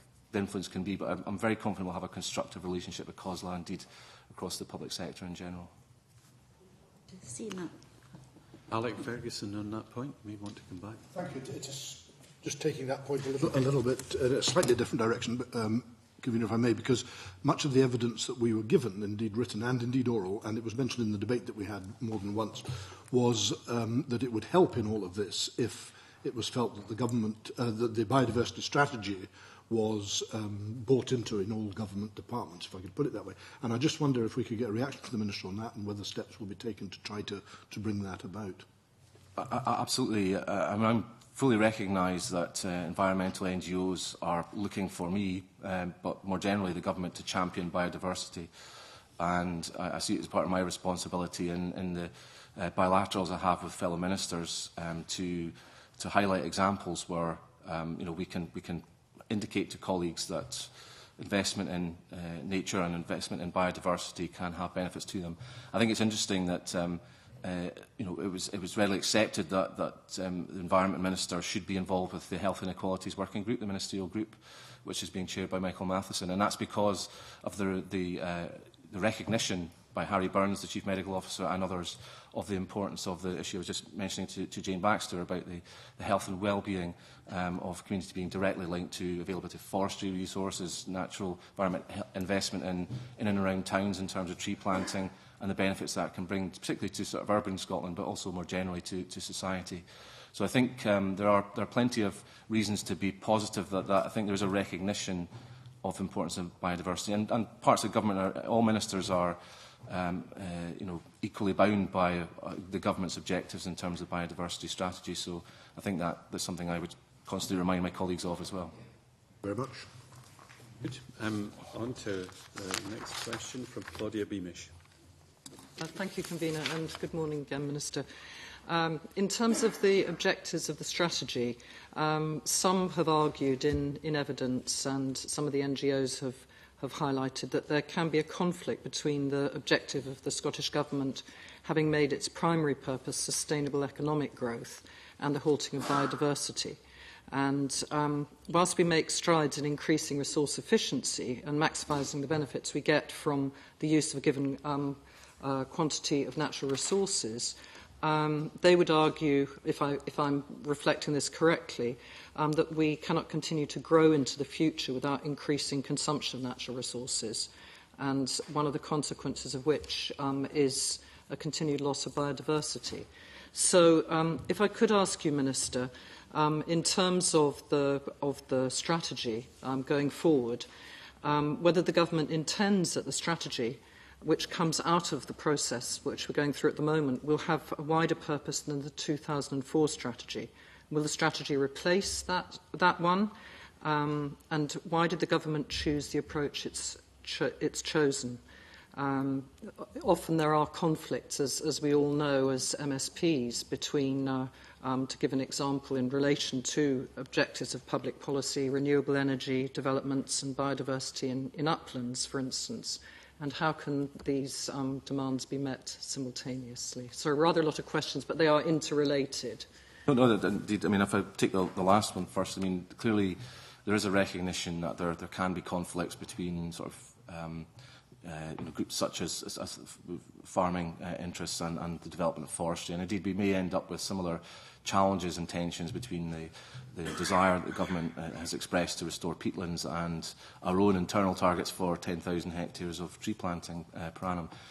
But I do think, I'm confident we're working with partners such as private landowners and land managers, and indeed we've got the ability through the National Forest Estate to do things directly, that we can achieve the correct balance and to work with stakeholders to ensure that we identify sites for forestry, for example, which don't present challenges in terms of preventing new entrants to farming and the maintenance of our livestock sector, which is obviously very important to Scotland. So while these challenges do exist, and it would be foolish to not recognise they exist, I think they're all manageable.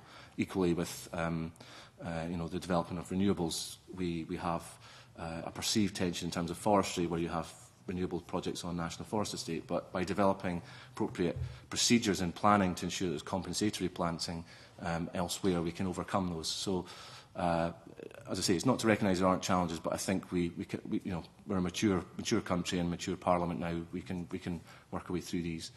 In terms of the wider issue about the balance between sort of sustainable economic growth and biodiversity issues, I do accept that there was some concern expressed in the consultation responses about terminology and what that meant in terms of the government's intent. Not using sustainable development, but instead using sustainable economic growth. But I believe that, as I was saying earlier on to Jane Baxter, that I think it's important because we have to recognise that, well, I'm sure all of us around this table recognise that biodiversity has its own intrinsic value.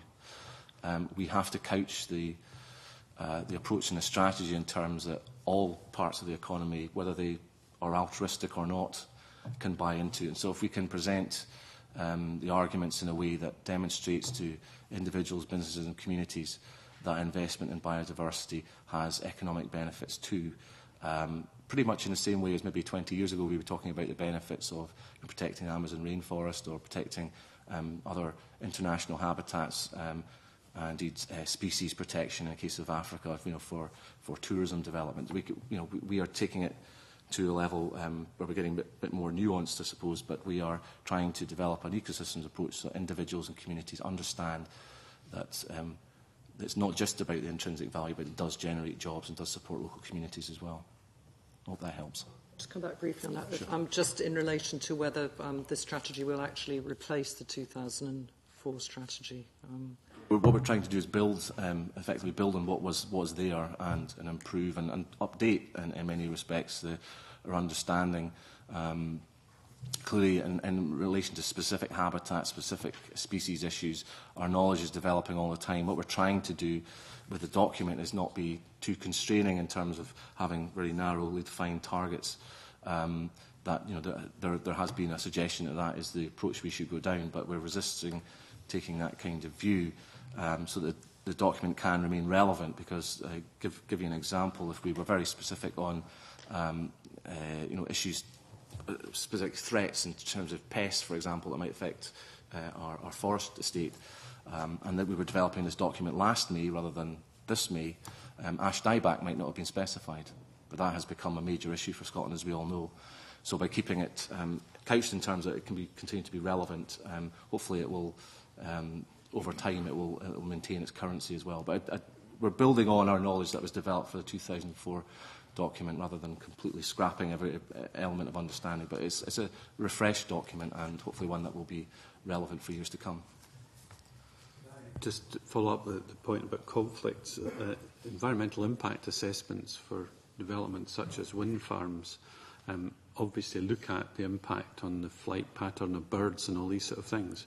I would have thought from the evidence that we have from the NGOs and others that biodiversity is not, hugely threatened by the process of such development because of the way in which the planning then applies conditions with regards to the development of a particular project. Do you get that sense in government that, in fact, biodiversity is one of the things that's less affected, indeed, that landscape issues, but what people see is actually a far greater problem? I think that's a fair point to make, Convener. Certainly, we know that organisations who, at their core, are about biodiversity, support the renewable sector. It's about RSPB being a good example. They don't have a blanket rejection of every wind farm that comes forward. Far from it. They're supportive of what we're trying to do as a society to decarbonise electricity generation, because they recognise the importance of that from preventing damaging climate change. But equally, they do have an input to, and indeed SNH have an input to, as a statutory consultee and advisor to government, on issues that might impact on particular sites, and making sure that they are sensitively positioned so as to avoid any difficulties with raptors, other bird populations. But in general terms, you're right to say, Convener, that renewables don't have nearly as big an impact on biodiversity as perhaps they do in other respects. Thank you. The next question's Jim Hume. Yep, thank you very much. Thank you very much, Convener.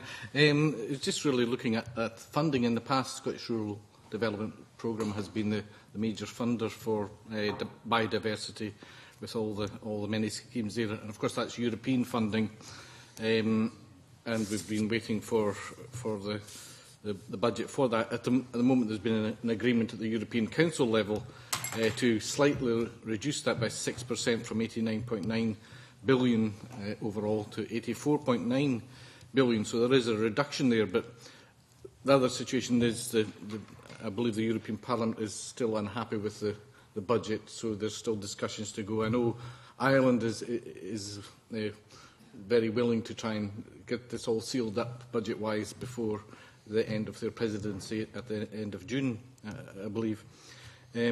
Therefore, it's with all intelligence, it looks as though there will not be SRDP funding for 1st of January 2014. It looks like that will at least be January 2015, bearing in mind we've got 2020 targets.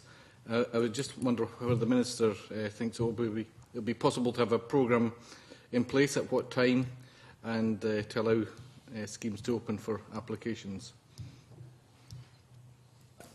Thank you, Convener. Certainly, yes. I mean, Jim Hume is very correct in assessing the situation that there is a risk.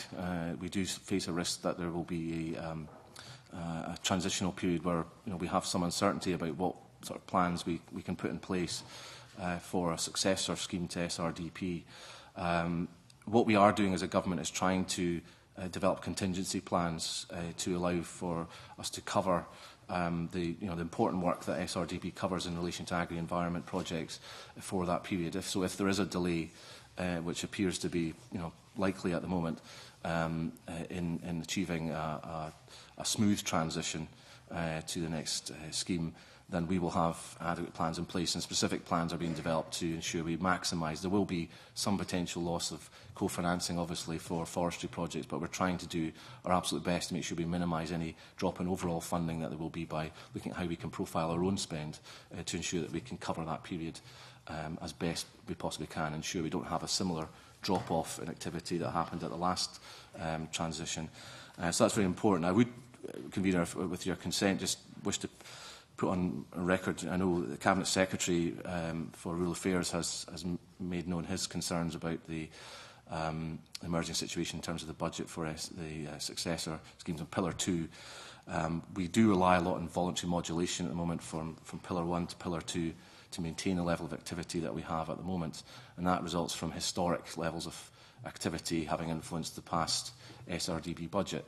Looking forward, there will be a change in approach, it looks likely, in terms of how funding is allocated, and there's a possibility that Scotland might make a small improvement, but in respect of the change methodology. However, our ability to go through the voluntary modulation may be itself constrained by the overall size of the CAP budget and indeed the implications for Scotland.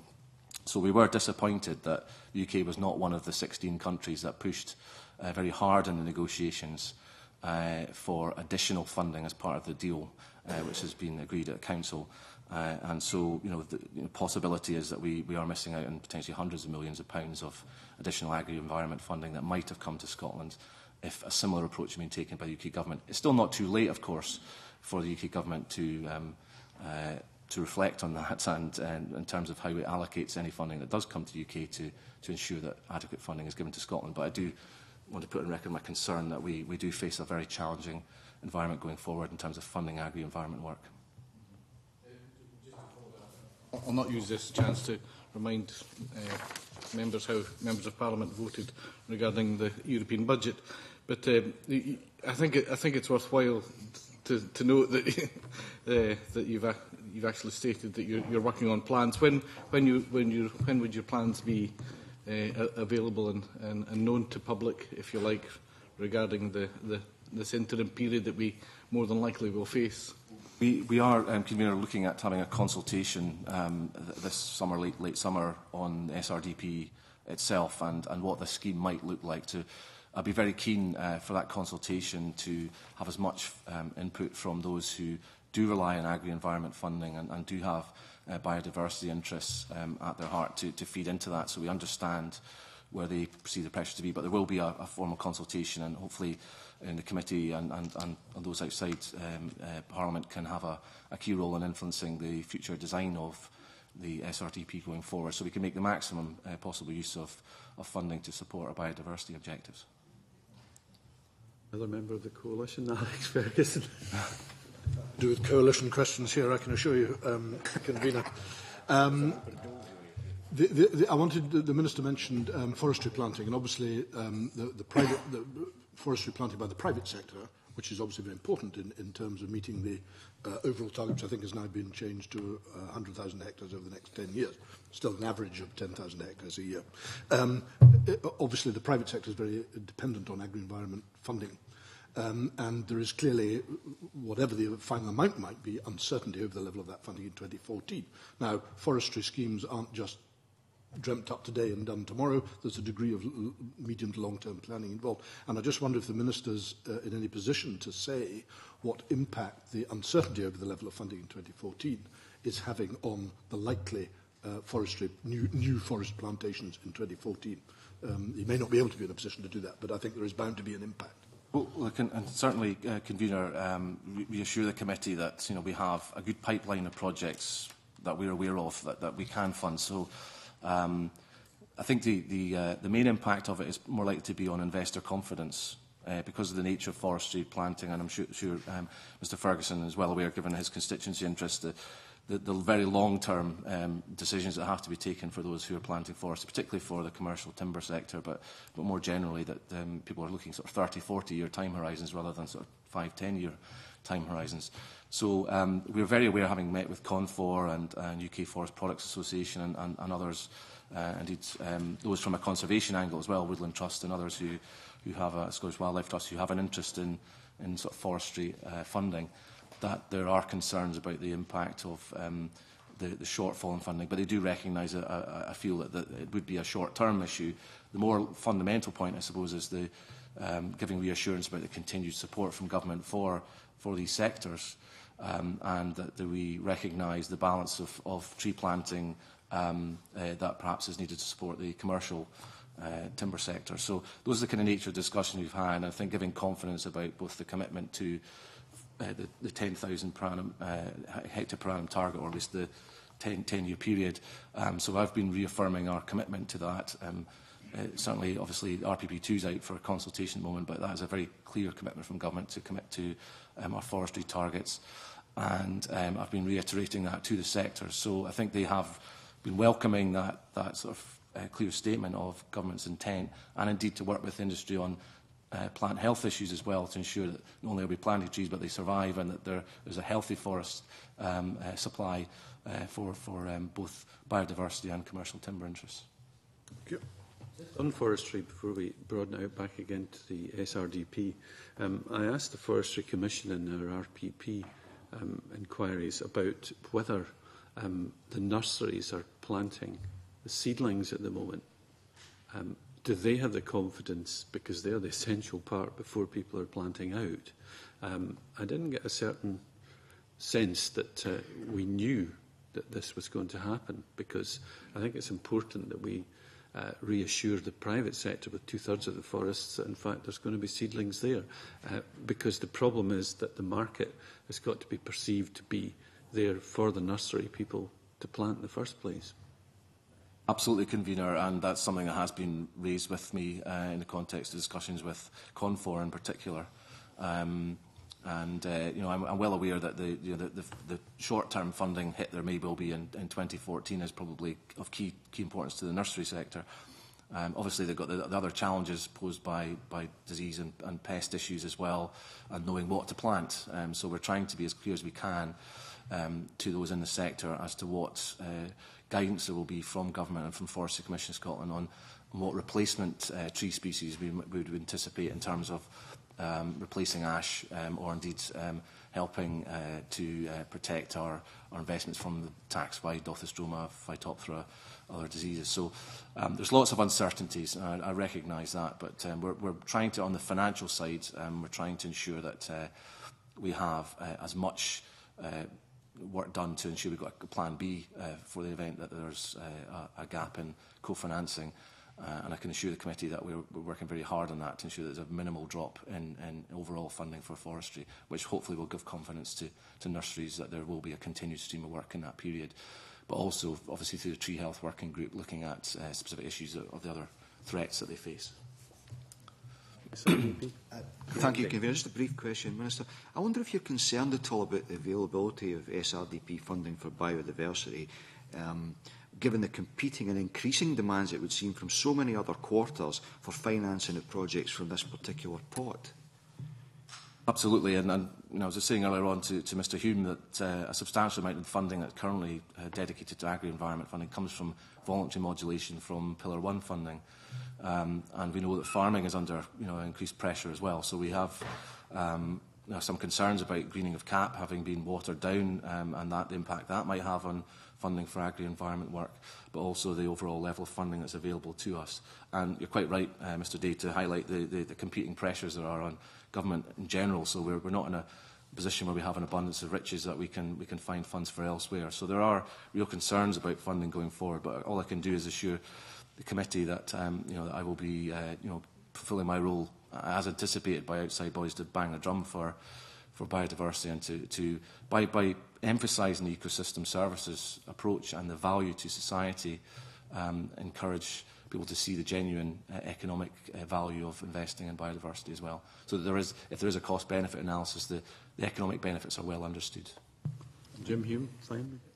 In the past few years, we've seen quite a reduction in the amount the Scottish Government have been giving to agri-environment, perhaps before your term.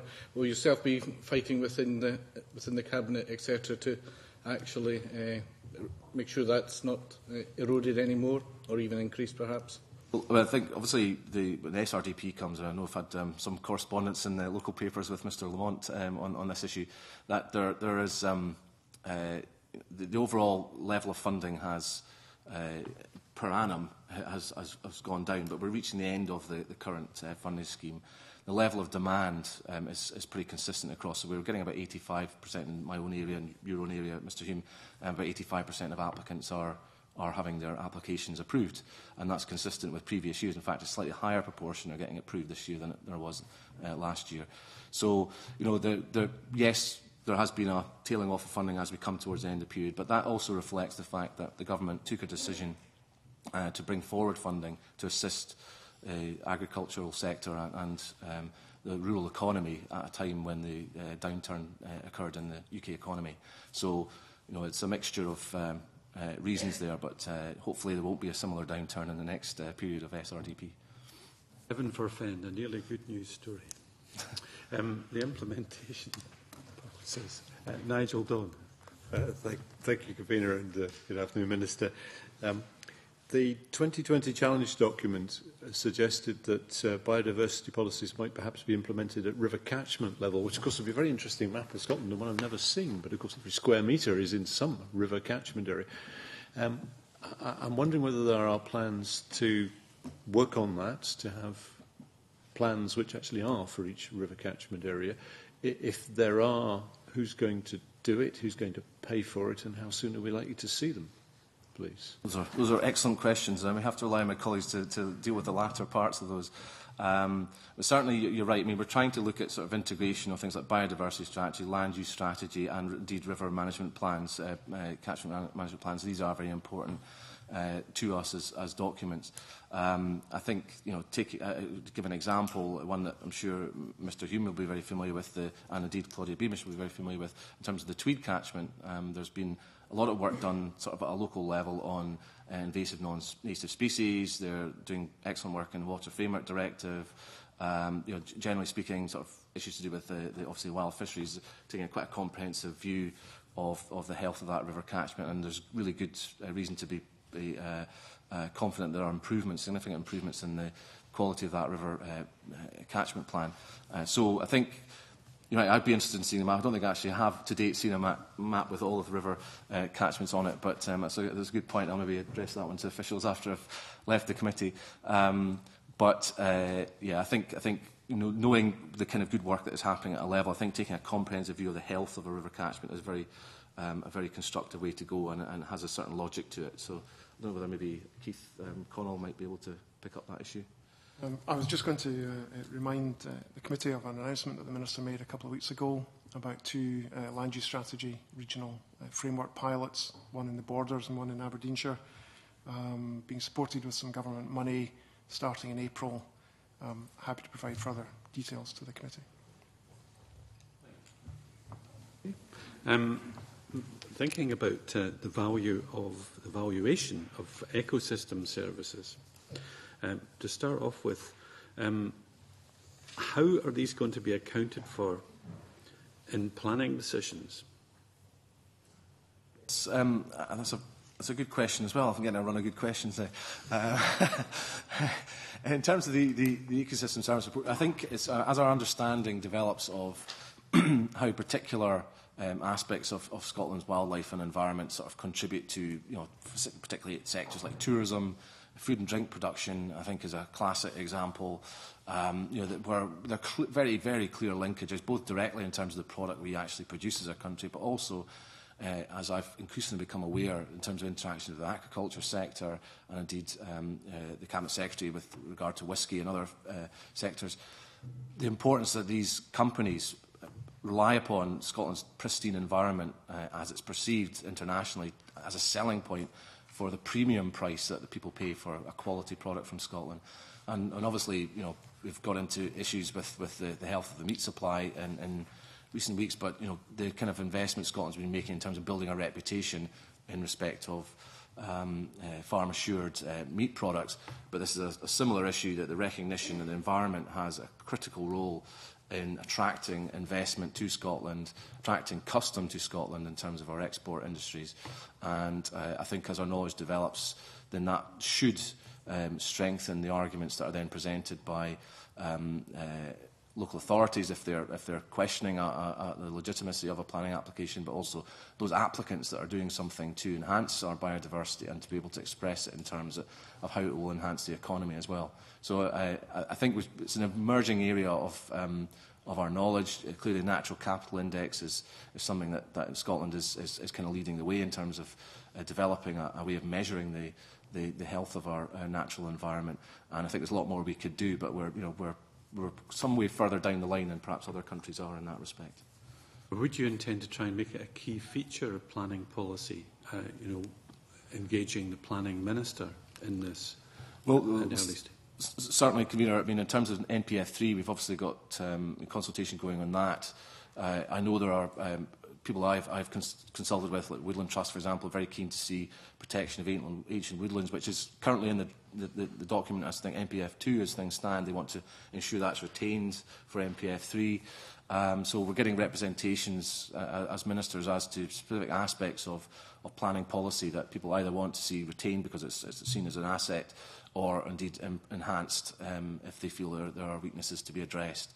And so when it comes to planning authorities, and we're talking about earlier on with Jane Baxter about sort of biodiversity duty that they would be expected to uphold, that was something that I would be looking to see them take on board in terms of planning and indeed their own activities, but in terms of how they interact with economic development interests and planning issues. And I would hope to see that reflected in NPF3 as well. I mean, it would be quite a step change in culture if developers were to respect the decisions when, for example, they're turned down for a planning application because of the impact of that development on ecosystem services. So how can you make that process of regulation and promotion of ecosystem services robust? I think Charles is wanting to speak on that subject, but if I may, I just wanted to, before I bring Charles in, I was aware that there was examples given in the biodiversity debate by Mr Don and others about how realistic it is when you have a development happening in an area that you could immediately replicate in somewhere else the kind of ecosystem that's been developed over hundreds of years, thousands of years in many cases, if not longer. That we need to be sensible about when we're looking at the impact of a particular development on a location and take into account the ease with which if it's a case of cutting down some conifers and there's not a particularly biodiversity rich environment, that's less of an issue. If you're cutting down an ancient woodland to development, then clearly there's a different set of calculations and considerations that come into account. But if I can maybe bring in Charles Stewart Roper just to deal with the specifics. Just two quick points on the planning system. Strategic environmental assessments and environmental impact assessments already take account of many aspects of ecosystem services, such as water quality, and as knowledge of the value and function of particular ecosystem services gets broadened, I'm sure more will be brought into those formal systems. And the other point I'd make is it's not always about protection. In many cases, it will be about enhancing the value of the natural capital through a planning decision as well. That's helpful. Thank you very much. And a bit further on this, Graham Day. Thank you, Convener. 3 questions in one, if I may, Minister. What priority is going to be given by the Government to trying to engage people with nature, not least of all for its health benefits? How will you specifically seek to increase understanding of biodiversity through education?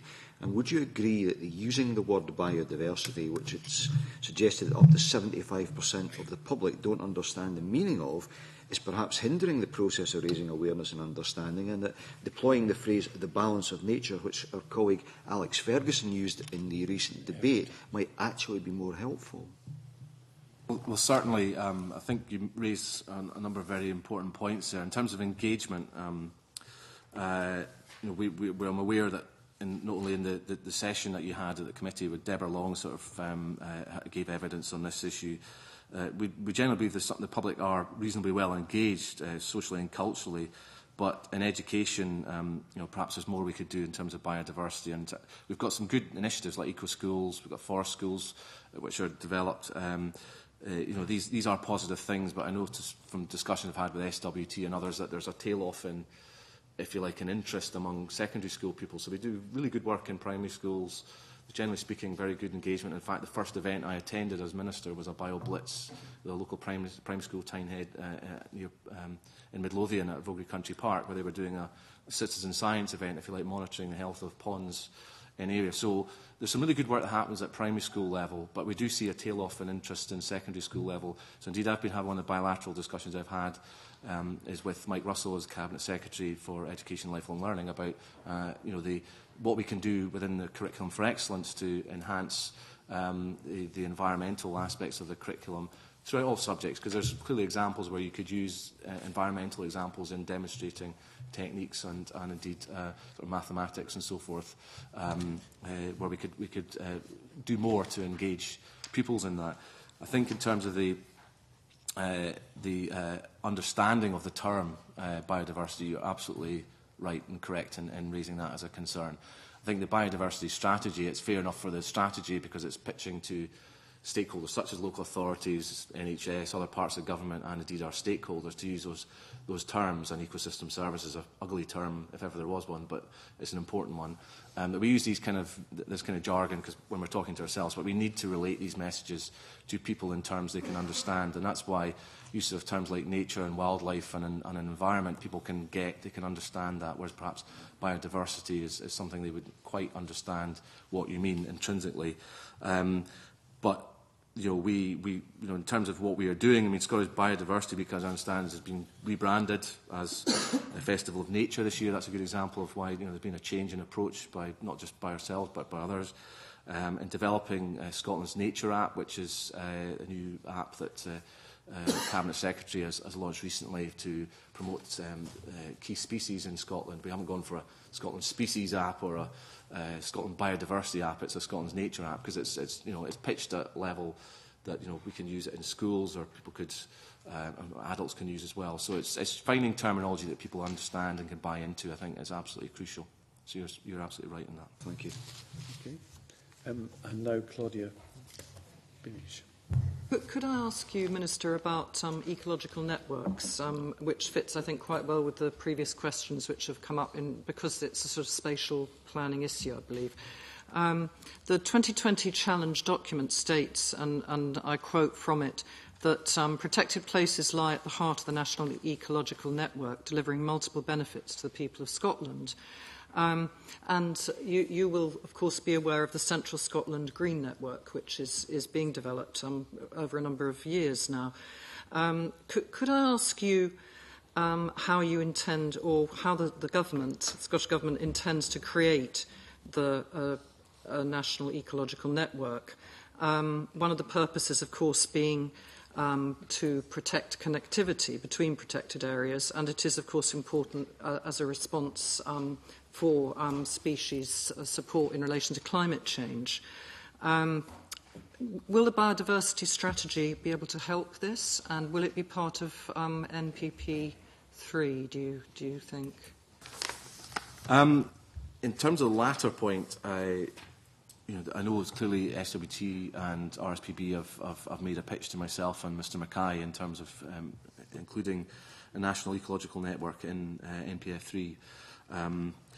The strategy, the biodiversity strategy itself sets out the benefits of a well-connected and resilient environment. I think that's a very important principle, and this is fundamental to the ecosystems approach that we're taking and sort of improving ecosystem health.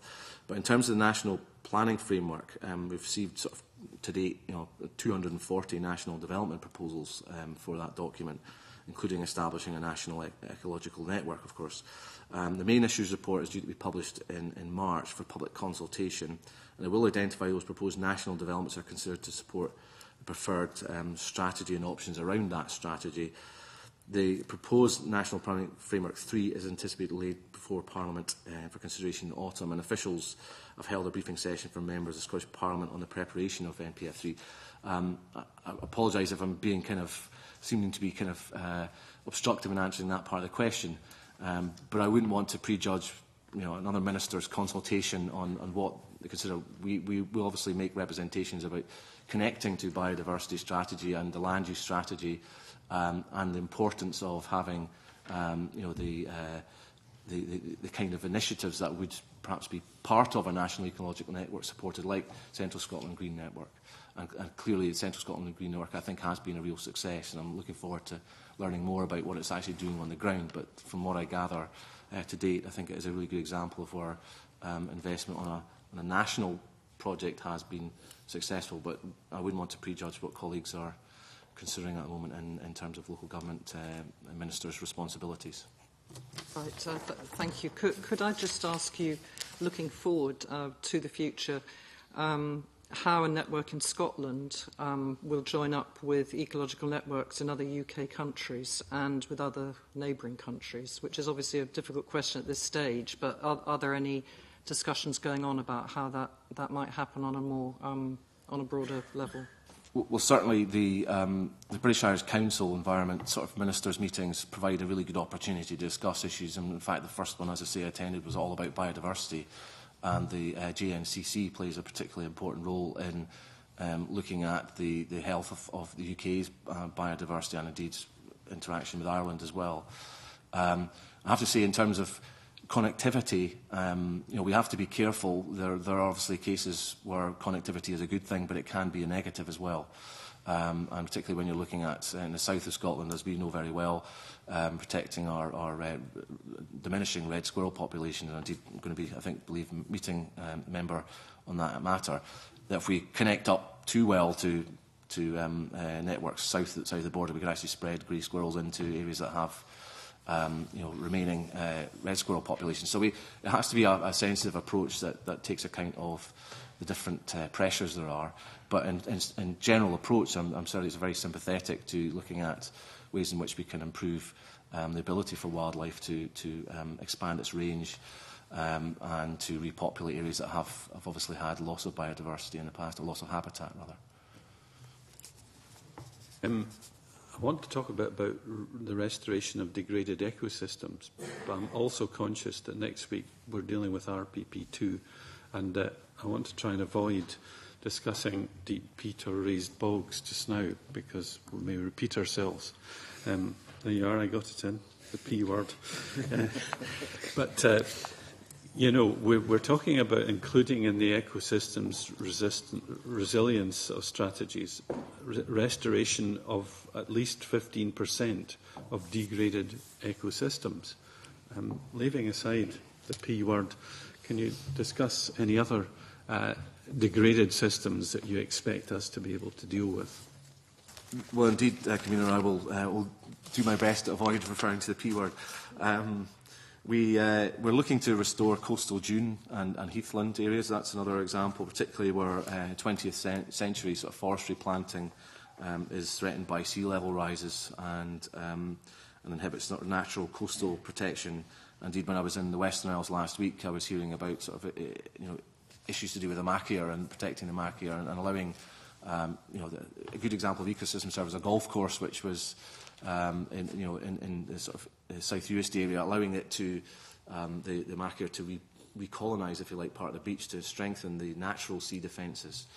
We're looking at trying to obviously eradicate most invasive sort of non-native vascular plants from all sort of protected areas as well, and that's a way of sort of enhancing and improving the quality of our ecosystems where they are threatened by invasive plant species.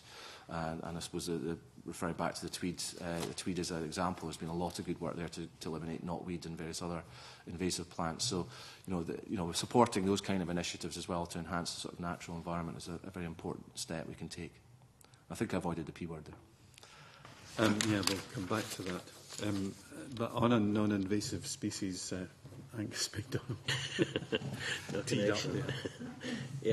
Obviously, Minister, you've just touched on non-invasive species, but as we know, the EU has been actively engaged in addressing the issue of invasive species, and I'm sure we've all had issues to deal with in our constituencies regarding Japanese knotweed and Himalayan balsam, and to name just two. Can I ask the Minister how the Government's engaging with the EU institutions on the forthcoming legislative proposals, and how will they help deal with the issue? Well, on the issue about how we're generally helping, maybe if I could may sort of ask Charles maybe if it would be appropriate to come in on the EU issue. I'm not placing him in a difficult position, but I'll ask my colleagues anyway about engagement. We at the in terms of Environment Council, obviously Scotland, does attend. I think we're grateful for the opportunity to attend the Environment Council, not in our own right, obviously, but to support the UK delegation and. Areas such as of progress in the council are looking at sort of improving the water environment and issues such as invasive plants in the context of our river catchments. Clearly, it's picking up on Mr. Don's point about river catchment health. Those are key sort of issues. But we are working, we have a code of practice on non-native species. And SNH and CEPA are taking sort of lead roles in terms of delivering on that. Forest Commission has a role in terms of forestry, obviously, in Marine Scotland, in terms of marine environment. So all agencies are working together on that, and they do have interactions with their European counterparts and the European Council as well. But I don't know whether it's going to be, Keith might be the more appropriate. Just to add a very brief comment, we're engaging with European officials at official level. They've been very keen to hear about the approach in Scotland that has been adopted. So it's not just us contributing to their ideas from scratch. They're very much looking to what we've done here. Well, just one point, Convener, if I could just... with regard to the new legislation that came in, the Wildlife and Natural Environment Scotland Act 2011, do you know offhand if any of the public bodies have used the powers that they were given through that bill to deal with anyone who has introduced non-native species into the country recently? I'm not aware of any prosecutions or of people for bringing in non-native species. There certainly has been sort of early work done on protecting freshwater mussels, and there have been prosecutions recently on those issues, but I'm not aware of anything on a non-invasive, non-native basis. We clearly are working with sectors such as those with interest in sort of ponds and sort of fish species, about plants that are brought in, and sort of looking at sort of restrictions in that respect. And there are clearly obligations in those working in the industry to avoid, in horticulture as well, to avoid bringing in invasive non-native species. And clearly at a UK level there's been decisive action taken in terms of protecting the forestry sector from the threat of Cholera vaccinate, which is not an invasive non-native species, but a tree pest, obviously. So we are working with UK counterparts to try and minimise the risk of species coming in and indeed tree pests and other plant pests posing a threat to Scotland. Thank you. Alec Ferguson. Sorry. Thank you. Just a very quick follow-up. I mean, given the number, particularly of tree diseases that have come in over the last decade, despite increasing awareness of the dangers of bringing in different species, I'm very mindful. I've mentioned this subject more often than is good for my health of the problem we have with American signal crayfish in my constituency, but increasingly throughout Scotland. Given all of these problems that have come in the past and the fact that they don't appear to be getting any less, to what extent does the Minister feel, can I ask him, that we're almost fighting a losing battle on this front? And I'm not suggesting we should give up that battle, but I just wonder to what extent the actions that he proposes to take and wishes to take can actually put an end to these problems. Well, I mean, I suppose it partly addresses Mr MacDonald's point as well. I mean, our priority does follow European good practice in the sense of, the first step is to prevent new introductions where we can. Then we sort of, obviously, our releases, accidental releases, which can sometimes occur from, sort of captive to wild sort of situation. Then we sort of consider the eradication or, long-term management, depending on the position we face ourselves with. And when it comes to, species like the North American signal crayfish, we're obviously looking at risk assessments, for example, to help inform the consideration of a ban on sale of crayfish. I know that's a subject of interest to Mr Ferguson. And you know, we're looking at sort of any decisions on sort of control work being carried out where new populations are found. There have been examples. There's eradication of crayfish from ponds in Ballachulish area, for example. But what we have to do, I suppose, is take account of what is practically possible. We are, unfortunately, and the same thing applies to tree pests. In some cases, we're having to just live with the fact that they are here now and work with industries that are affected by them to ensure that we minimise the economic damage and habitat damage that they pose to us.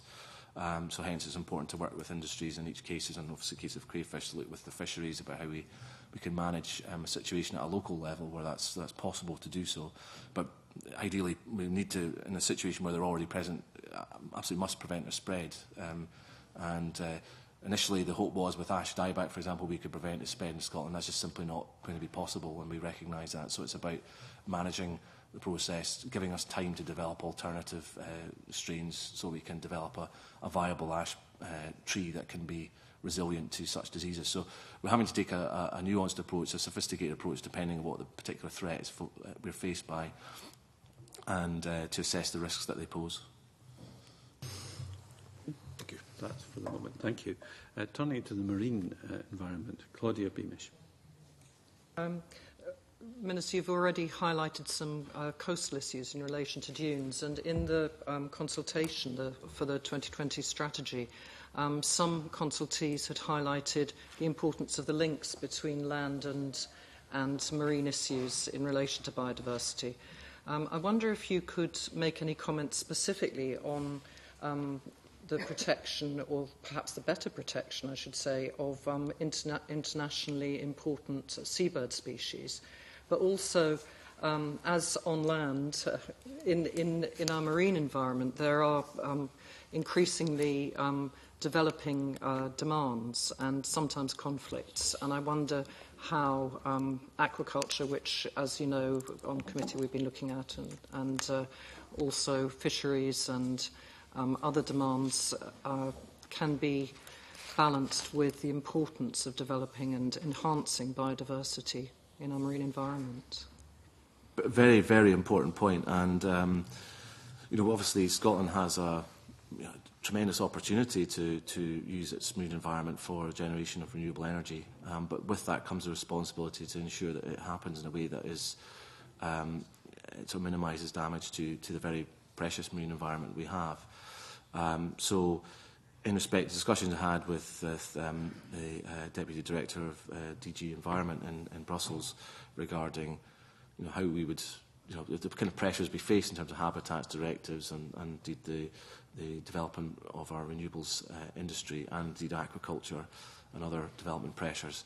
The Habitats Directive is obviously very, very important to the Commission and to ourselves, but it should not be seen as a barrier to growth, not a barrier to economic development, but more, if you like, a framework by which we consider the impacts of any proposals and projects and come forward and mitigate their impacts where best we can. So there are occasions when you know, a development is of overriding public interest. I'm not aware of that having been exploited in Scotland to date on a great degree.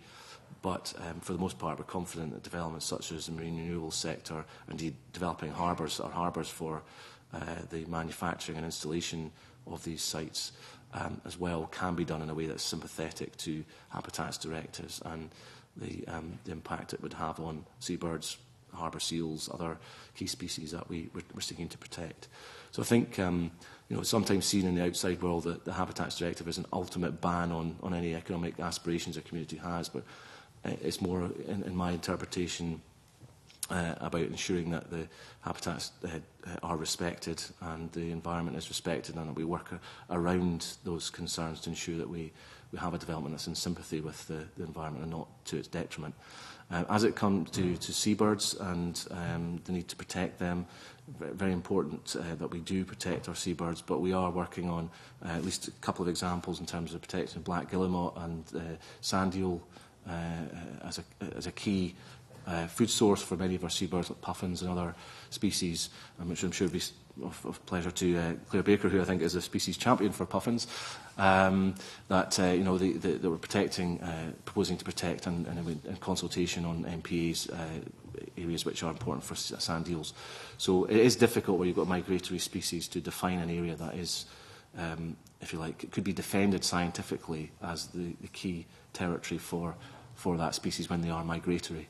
So that is a real challenge in how you actually interpret the design of MPAs and defend them scientifically to deal with that issue. But we are confident by protecting things like the food source for seabirds that we can assist in protecting those species. So I hope that helps answer your question in part, but forgive me if I've missed anything. It's going a long way towards it. Thank you. Alec Ferguson, did you want to come in? No? Okay. I'm very happy to. If I may, yeah. Always happy, convener. Well, I wouldn't mind just a little follow-up on this, because I think I did mention this in the debate. I just wondered if the Minister could expand a little more on something you just said. I think in the debate I used the expression, what's the point, more or less, what's the point in protecting where birds breed if you don't protect where they feed? Because a lot of the evidence that was given to us did suggest that perhaps there wasn't enough actions being taken to protect feeding areas for birds. And I just wonder if the Minister could expand a little bit on that issue. Yes, certainly. I mean, one of the proposed marine protected areas that we have put to consultation, or will be putting to consultation, is on protected area for sand eels. So we recognise the importance of that species as a key food source for many of our seabird species. You're quite right to say, I mean, it is important, obviously, to protect the feeding sources for seabirds as part of their habitat. We are taking a sort of habitat approach, I suppose, in terms of our sort of ecosystem approach, in terms of more generally, in terms of protecting biodiversity. And clearly, if you don't protect food, that's an important aspect of it. But there are limits to what we are able to do in terms of if we were trying to protect another species which was more mobile in terms of the prey on which birds depend.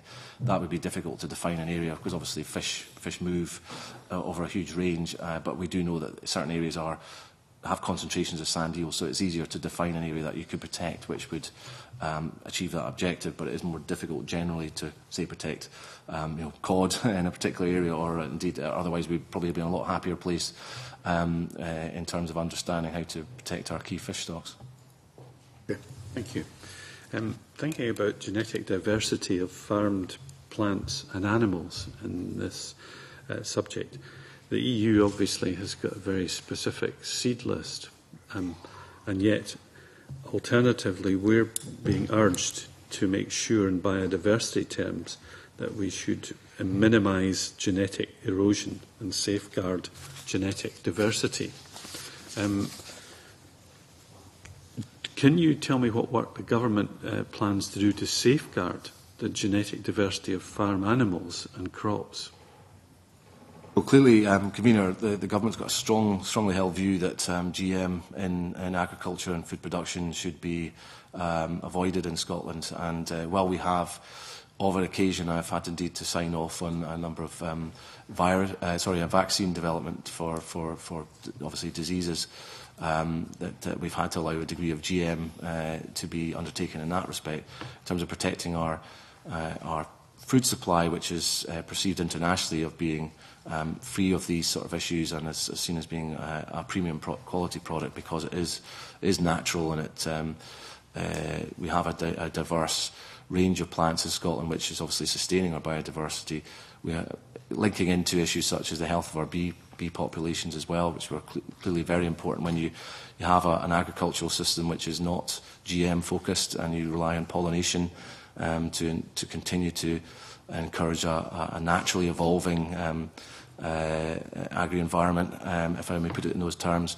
Then we have to take a sort of integrated approach to the health of that ecosystem, or ecosystems, I should say more accurately. So we recognise the importance from the perception and the quality of Scottish produce that we keep it free of GM at this stage. But in Table 2 on page 70 of your document, there is said to be a UK indicator on the genetic resources for food and agriculture, and refers to two existing indicators of the effective population size of sheep and cattle. The maintenance of those obviously was important in terms of the genetic variety, and I think that's the area which I hope that the biodiversity strategy particularly would look at. Certainly, I recognise that we have desire. We have many ancient herds in Scotland as well that have, sadly, were devastated in the foot and mouth crisis, and that was devastating in many respects to many of our historic and ancient breeds of cattle and sheep. But we have a need to ensure genetic diversity so that we have a resilient agricultural production system and livestock sector that can. We have many disease threats to our livestock, whether it's impacts on the bovine species or indeed on sheep, and by having genetic diversity then we protect those species from effectively potentially being wiped out by one disease. If you had a genetically homogeneous population of sheep, the one disease could threaten the whole national herd, or flock, sorry. So we do have to take that into account, and clearly we're doing what we can through, for example, crofting sector to enable crofters to have access to good quality bulls so they can propagate good quality stock and keep a resilient stock there, and that's one way which we can help. We've made recent investment in terms of livestock research, in terms of genetics in Easter Bush and an area of Midlothian.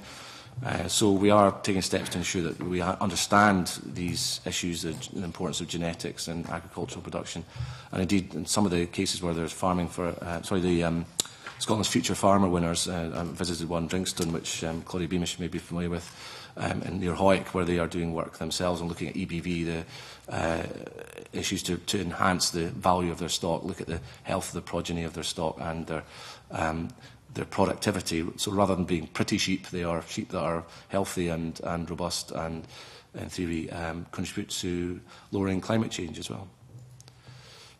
It's a whole big area in there which we may well come back to, but it looks like it could be opening up to. You mentioned bees.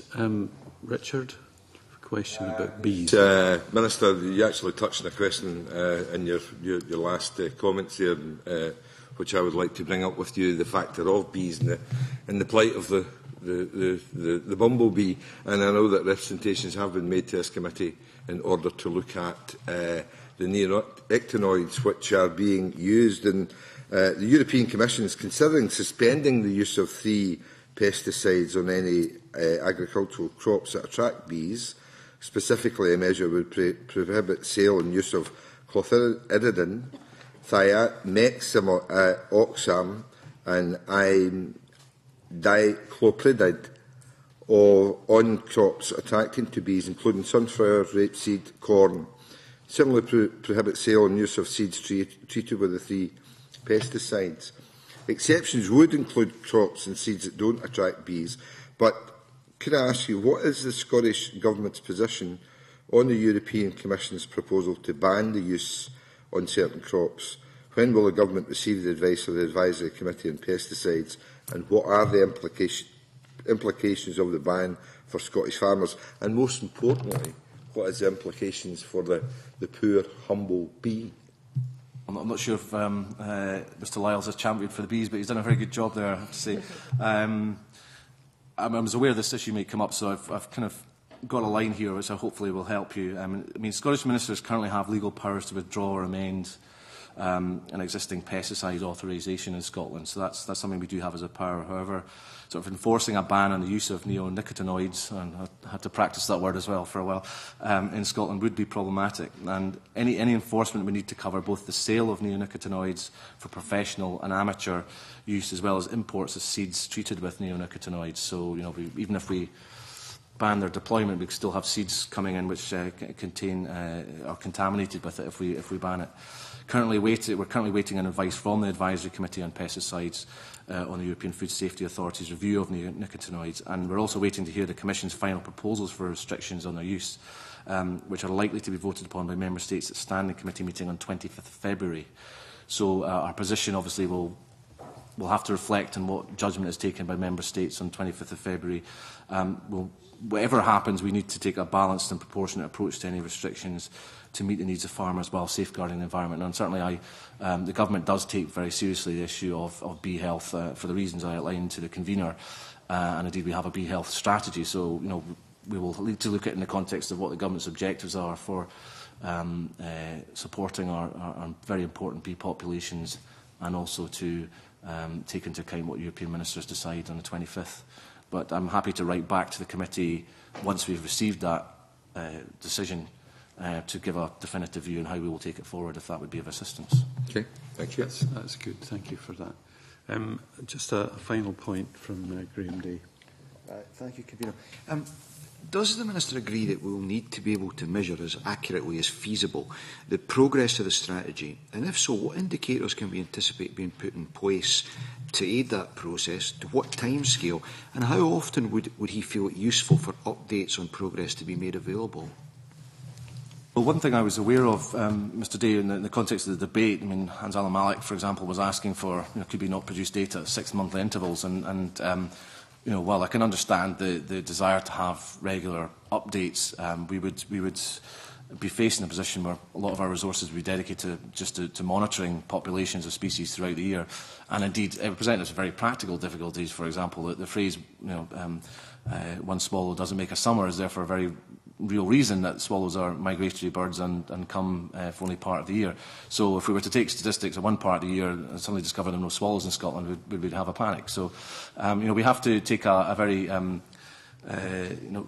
practical view of what is deliverable within our resources, which are constrained at the current time, and look to what we can do. I think taking a longer term view about monitoring numbers and annual updates where they're relevant to do that is probably the right way to go. We do have opportunities with building up across Scotland the strength of citizen science networks, where you have RSPB bird surveys, you have work done in terms of the BioBlitz work I outlined earlier.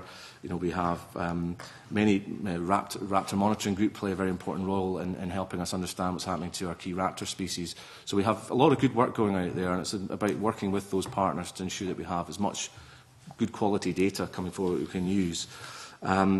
We certainly are keen, I do pick up on the very important point you make about having the ability to then monitor what that's telling us and understand where we're going in terms of our achievement of our strategy. And certainly we commit to continue to work with ministerial colleagues in championing biodiversity and ensure that that we get those messages out where there are challenges arising, where we do see things going in the wrong direction. And we've certainly established a delivery agreement with our partners and set out roles and responsibilities to drop a set of performance indicators. Now, obviously, the strategy itself, as I said, would be quite high level, but we can obviously identify, in partnership with the different agencies in the Scottish Biodiversity Committee, and indeed we're proposing to set up a biodiversity monitoring committee which will sit below that, which will inform our understanding on a technical basis of what we can do and what it's actually telling us over time. And we can build on measures such as the Natural Capital Index, which may not be perfect yet, but it's certainly a big step forward, and we're currently working on an ongoing basis on revising the methodology and improving on it as we go forward. So with all these things coming together, will citizen science, the Biodiversity Committee, in which many of those organisations are represented through Environment Link, and indeed having the monitoring committee with the tools like Natural Capital Index, will all work together to help us understand where we're going. Well, I'd like to thank the Minister and his team for the evidence they've given today.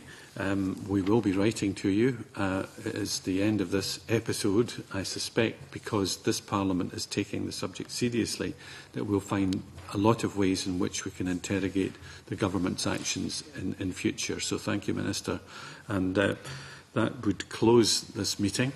I would say that our next meeting's next Wednesday, the 27th of February, we'll be taking evidence from Paul Wheelhouse as Minister on RPP2. Thank you.